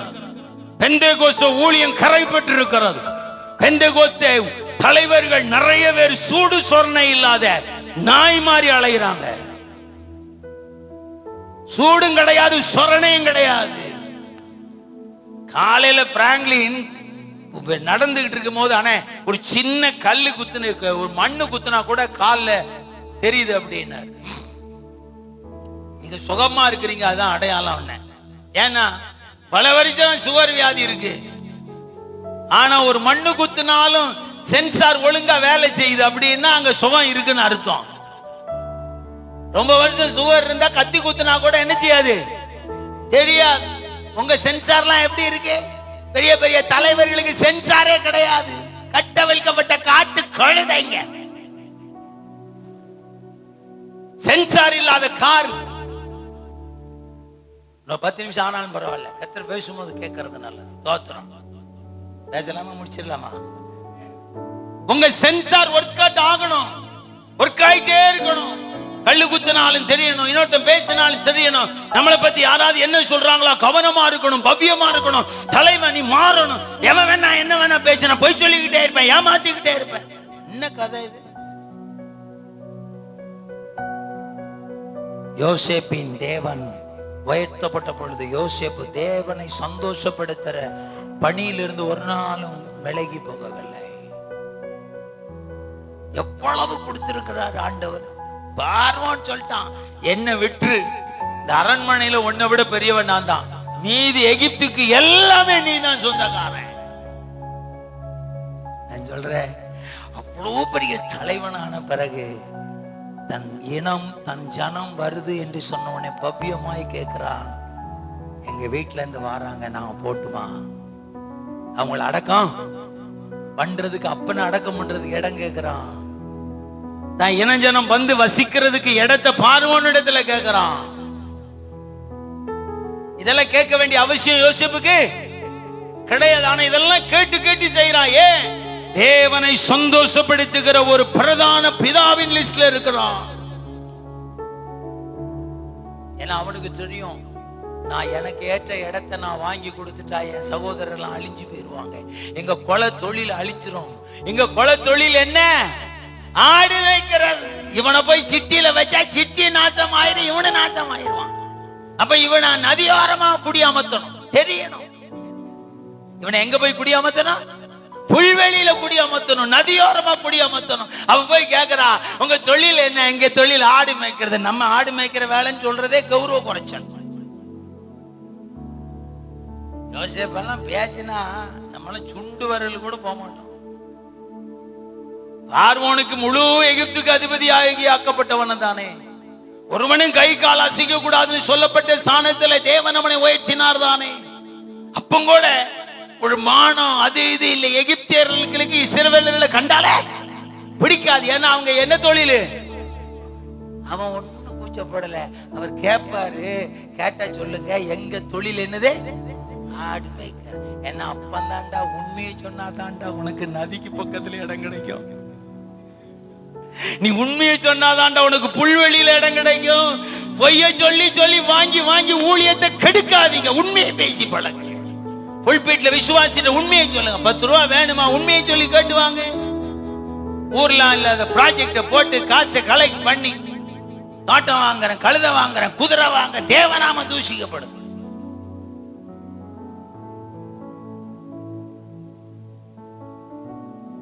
உண்மையை சொன்னான், ஆடு மேய்க்கிற தொழில். உடனே அவன் சொல்றான், உங்களுக்கு எது வசதியா இருக்கணும்? யோசேப்பை முடிவு பண்ணி அங்க குடியேறது. அப்ப எங்க இன ஜனத்துக்கெல்லாம் எங்க தொழிலுக்கெல்லாம் ஏற்ற இடம் கோசேன் பட்டணம். அல்லேலூயா. நதி உள்ளது, புல்வெளிச்சல் உள்ளது, நல்ல விளைச்சல் உள்ள இடம். ரெடி, இடத்தை ஒதுக்கி கொடு. ஒதுக்கி கொடுத்தாச்சு ஐயா. எப்பவுமே ஆண்டவர்ட்ட கர்த்தர் உங்களை உயர்த்துற இடத்துல உண்மையை பேசி பழகு, பொய் சொல்லாதே. இப்போ ஒரு யூடியூப்ல ஒரு ப்ராஜெக்ட் ஒரு மீட்டிங் பார்த்தேன். புரட்சி செய்யணும் ஒரு மீட்டிங் நடக்குது. அந்த புரட்சி செய்கின்ற மீட்டிங்ல பேசின தலைவர்களுடைய ஒவ்வொரு பேச்சையும் நான் கவனிக்க கவனிக்க என் கைகள் அப்படியே துருபிடிச்ச மாதிரி சொரியல் எடுத்து ஆரம்பிச்சிச்சு. ஏன்னா இவங்க கழுத்தை போய் நெரிக்க முடியலையே. கழுத்தை போய் புரட்சி செய்கின்ற வார்த்தைகளுக்கு இந்த பசங்களுக்கும் எந்த தொடர்பும் கிடையாது. ஆனா புரட்சி செய்கின்ற தலைப்புல கான்ஃபரன்ஸ் நடக்குது. கர்த்தர்ட்ட சொன்னேன், இருதயம் வெடிக்குது, மனபாரம், அழுக வருது. எவ்வளவு நாள் பொறுமையா இருப்பீர்?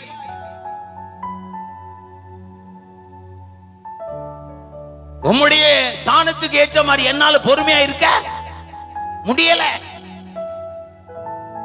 இது எவ்வளவு உண்மை? பொறுமையா இருப்பீர். என் காலம் முடியறதுக்குள்ள உங்களுடைய பொறுமை உம்மை விட்டு விலகி நீர் சில காரியம் செஞ்சுதா ஆக வேண்டும். ஒருவரும் தப்பிடக்கூடாது. ஆண்டோடு சொல்லியிருக்கேன். அந்நிய தெற்கதரிசிகள் ஒருவரும் 450 400 எல்லாம் கிளீன் ஆகணும். அப்பனாதான் எழுப்புதல் வரும், அப்பனாதான் புரட்சி வரும், அப்பனாதான் கிறிஸ்து வெளிப்படுவார். தோத்திரம். கடைசியா சொல்லி முடிக்கிறேன். தேவன் எப்போ சந்தோஷப்பட்டார் தெரியுமா? யாத்திராமத்தின் புத்தகம் 1ஆம் அதிகாரம் 1-7 வசனம் வரைக்கும் நீங்க வீட்டுல போய் தியானம் பண்ணுங்க. எப்ப 70 தேவனுடைய தெரிந்து கொள்ளப்பட்ட ஆபிரகாமின் சந்ததி எகிப்துக்கு குடி போனதோ அப்பொழுது தேவனுக்கு மிகுந்த சந்தோஷம் உண்டாயிற்று. அல்லேலூயா.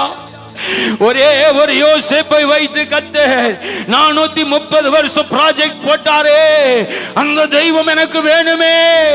நான் ஆண்டவர்ட்ட இந்த பிரசங்கத்தை எனக்கு தரும்போது ஆண்டவர்ட்ட கேட்டேன், 430 வருஷம் ப்ராஜெக்ட் ஒரு யோசேப்பை வைத்து போட்டது உண்மையானால் என்னை வைத்து நீ என்ன ப்ராஜெக்ட் போட போறீங்க? இன்னைக்கு அது கேட்டிருக்கீங்களா?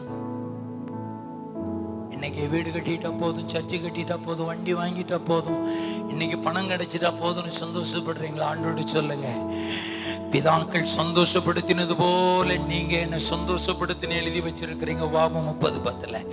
நாங்க உங்களை சந்தோஷப்படுத்த நான் என்ன பண்ணணும் ஆண்டவரே? யோசேப்பை எப்படி சந்தோஷப்படுத்தினான்? தகப்பனை விட்டு பிரித்த பொழுது சந்தோஷம், 2வது அடிமையாய் விற்கப்பட்டு எகிப்துக்கு போன பொழுது ஒரு சந்தோஷம், 3வது பாவத்தை விட்டு விலகி ஓடின பொழுது நீ சந்தோஷப்பட்டே, 4வது சிறைச்சாலையிலே கொண்டு போகப்பட்டு குற்றஞ்சாட்ட பொழுது சந்தோஷப்பட்டேன், 5வது நீர் என்ன சந்தோஷப்பட்டீர்? பார்வோனுக்கு அதிகாரியான பொழுது சந்தோஷப்பட்டே, 6வது எப்ப சந்தோஷப்பட்டீர்? ஒரு யோசேப்பு நிமித்தம் யாக்கோப்பின் சந்ததியாகிய 70 பேரை எகிப்தில் குடியமர்த்தின பொழுது தேவனுடைய இருதயம் எத்தனை சந்தோஷப்பட்டது அவர் நினைத்திருப்பா. 430 வருஷம் உன் ஜனம் எகிப்திலே அடிமைகளா இருக்கும் என்று ஆபிரகாமிட்ட சொன்ன வாக்குத்தத்தத்தை இந்த யோசேப்பின் மூலம் நிறைவேறுகிற பொழுது பிதாவுக்கு மிகுந்த மகிழ்ச்சி, மிகுந்த சந்தோஷம் உண்டாயிற்று. பிதாக்கள் தேவனை சந்தோஷப்படுத்தினது போல நீங்களும் ஆண்டவரை சந்தோஷப்படுத்துங்கள். கண்டிப்பா கர்த்தர் உங்களை பெருக பண்ணுவார். நான் உண்மையை சொல்லுகிறேன், என்னுடைய ஊழியத்தில் 36 ஆண்டுகள் கர்த்தரை சந்தோஷப்படுத்துகிற ஒரு பிரதான ஊழியத்தை செய்து கொண்டு வருகிறேன். அவர் எனக்கு துரோகம் பண்ணினதில்லை, எனக்கு குறை வைத்ததில்லை, என்னை கரைவிட விட்டதில்லை, பாவம் என்னை துரத்தி என்னை மிரட்ட கர்த்தர் இடம் கொடுத்ததில்லை. எனக்கு மதிலாயிருக்கிறார், எனக்கு கேடகமாயிருக்கிறார், எனக்கு வெளிச்சமாயிருக்கிறார். கேட்டா சொல்லுவார், நான் ஒரு பெரிய ஊழியம் செய்யலையே. அவர் சொல்லுவார், உன் நிமித்தம் நான் படுகிற சந்தோஷத்துக்கு பல தலைமுறைகளுக்கு நான் நன்மை செய்ய கடனாளியாயிருக்கிறேன் என்பார். பினேகாஸ் அப்படிதான் 2 பேரை குத்தி கொலை செய்த பொழுது 4 தலைமுறைகளுக்கு நன்மை செய்ய தேவன் கடனாளியானார். ஊழியக்காரர்களே, ஊழியக்காரிகளே, உன் தேவனை சந்தோஷப்படுத்துவதற்கு நீங்கள் உங்களை அர்ப்பணம் செய்து நீங்கள் ஊழியம் செய்யுங்கள். நீங்கள் செத்தால் உங்களுடைய தலைமுறைகளை இடுப்பில் வைத்து சுமக்கிற தெய்வம், தோள்மேல் சுமக்கிற ஒரு தெய்வம் ஒரு நாளும் கர்த்தர் கைவிட மாட்டார். தேவையில்லாத தரிசனம், தேவையில்லாத ப்ராஜெக்ட், தேவையில்லாத விஷன் இதெல்லாம் உங்களுக்கு அவசியமே கிடையாது. கர்த்தர் சொல்றதை செய்யுங்க, காத்திருங்க, கர்த்தரிடத்தில் ஒப்பு கொடுங்க. அவர் சொல்லுகிற சத்தத்துக்காக உங்களுடைய செவியை திறந்திருங்கள். அப்பப்பொழுது அவர் சொல்லுகிறவைகளுக்கு நீங்கள் கை கொள்ள பிரயாசப்படுங்கள். அப்பப்போ அவரிடத்தில் திரும்ப கற்றுக்கொள்ளுங்க. நீங்க ஒன்னும் பெரிய பரிசுத்தவான் கிடையாது. நீங்க எல்லாம் ரொம்ப பரிசுத்தவானா? யாராவது நான் பரிசுத்தவான்னு சொல்லுவீங்களா? கர்த்தர் சொல்லுவா நீ பரிசுத்தவான்னு. அம்மாமார நீங்க சொல்ல முடியுமா? சொல்ற தைரியம் ஆற்ற இருக்கே. தமிழ்நாட்டில் இவ்வளவு ஊழியக்காரங்க இருக்கிறாங்க, எல்லாரையும் பார்த்து கேட்கிறேன், நீ 70 வயசுல அடங்கி ஒடுங்கி இருக்கிற பொழுது நீ பரிசுத்தவானா இருக்கலாம். நீ 40 வயசுல எப்படி இருந்த, 35 வயசுல எப்படி இருந்த, 30 வயசுல எப்படி இருந்த, அந்த ஸ்டோரி ஆண்டவருக்கு தெரியும். நான் 80 வயசுல நான் ரொம்ப தள்ளாடுகிற வயசுல எழுமி நின்று பிள்ளைகளே நான் ஒரு பரிசுத்தவான் சொல்லலாம். அதுக்கு தைரியம் வந்துச்சு. ஏன்னா நாடி நரம்பெல்லாம் அடங்கி அடங்கிருச்சு. இப்ப நான் 35 வயசுல கல்யாணம் பண்ணி அப்படியே ஜெகஜோதியா இருக்கும் போது நான் பரிசுத்தவான்னு சொன்னா அவர் மேல இருக்கிற ஒரு தலையில ஒரு குட்டு டபக்குன்னு குட்டுவார். நைட்டு அவர் பிரசங்கம் பண்ணும்போது குட்ட மாட்டார், நைட்டு குட்டுவார். அவர் எப்ப குட்டுவார்னு தெரியாது. அப்போ அவருடைய எனக்கு ரொம்ப பயங்க. நான் உலகத்துல ஊழியத்துக்கு வந்த பிறகு ரொம்ப பயப்படுறேன். ஆண்டவர் ஊழியம் செய்ய செய்ய அந்த வசனம் வாசிக்க ரொம்ப பயம். அவரை நினைச்சாலே எனக்கு பயம். அப்படி சொல்லுவேன், இந்த மாதிரி ஒரு பயங்காட்டுற ஆளை நான் உலகத்திலே பார்த்தது இல்லை. மறைஞ்சிரிஞ்சு பயங்காட்டிக்கிட்டு இருக்கிறீர, இது என்ன அநியாயமா சொல்லுவாரு. எனக்கு பயப்படுற பயம் உன் முகத்துக்கு முன்னாடி இருக்கணும்ன்றதுக்காகத்தான் சீனாய் மலையிலே இறங்கினேன். நான் அப்படி இறங்கினா உனக்கு இல்லையே. அப்ப நீ அதை விட பாக்கியவான் தான். கவனமா இருப்பார். இஸ்ரேல் ஜனங்களுக்கு சீனாய் மலையில எதுக்கு இறங்கினாரா? மோசே கேக்குற, இப்படி பயமுறுத்துறீரே, இதெல்லாம் அநியாயமா இல்ல? இடிமிடி சத்தெல்லாம் கேக்குது, ஜனங்கள்லாம் பயந்து போய் நீர் பேச வேண்டாம், கர்த்தர் பேச வேண்டாம், மோசே பேசுங்கன்னு சொல்றாங்களே, இப்படி வந்து திடீர்னு பயமுறுத்துறீரே, 3 நாளைக்கு முன்னாடி சொன்னாலும் நீ பயமுறுத்தினது பயம். அவர் சொல்றாரு, எனக்கு முன்னாடி அவங்க முகத்துல எனக்கு பயப்படுற பயம் இருக்கணும், அதுக்குத்தான் நான் இப்படி வந்தேன். உங்களை அப்படி என்னைக்காவது வந்திருக்கிறாரா? நம்ம கொஞ்சம் பாக்கியவான் தான், கிருபை உள்ளவங்க. அதனாலதான் அப்படி மிரட்டாம வசனத்தை எழுதி வச்சு மிரட்டுறாரு. தோத்திரம். இந்த பிரசங்கத்தை கேட்டுட்டு வெளியே போய் கமாண்ட்லாம் பண்ணிட்டு இருக்காதீங்க. சரீரத்தில் ஏதாவது விளைவீனம் வந்துடும், ஊழியத்தில் ஏதாவது குழப்பம் வந்துடும், குடும்பத்தில் ஏதாவது போராட்டம் வந்துடும். இது கர்த்தர் பேசின வார்த்தை. இதுக்கு கமாண்ட் பண்ணவே கீழ்படினா கீழ்படிங்க, முடியாதுன்னா முதுகா காமிச்சிட்டு போயிருங்க. சைடை காமிக்கிறேன், இடுப்பை காமிக்கிறேன் அப்படின்னு கமாண்ட் பண்ற வேலையெல்லாம் முழங்கால் போடுவோமா, கண்களை மூடுவோமா? முடியாதவங்க எளிமையா இல்லைங்க. மற்ற யாரும் வெளியே போக கூடாது. எமர்ஜென்சி அப்படின்னா போங்க. மயக்கம் வந்துச்சு பாஸ்டர், யூரின் போதான் ஆகணும், கை கால் நடுங்குதுன்னா போங்க. மற்றபடி எளிமை நெல்லுங்க, மத்தவங்க முழங்கால் போடுங்க. பிதாக்கள் இடத்துல நான் சந்தோஷமாயிருந்தது போல உனக்கு நன்மை உண்டாக நான் திரும்பவும் சந்தோஷமாயிருக்க விரும்புகிறேன் என்று சொல்லி உபாகமம் 30:10 ஆண்டவர் நம்மோடு பேச ஆரம்பித்தார். அவர் ஆரம்பித்த நோக்கங்கள் என்ன? நீங்கள் என்னை சந்தோஷப்படுத்த வேண்டும், நான் உங்களுக்கு நன்மை செய்ய வேண்டும்.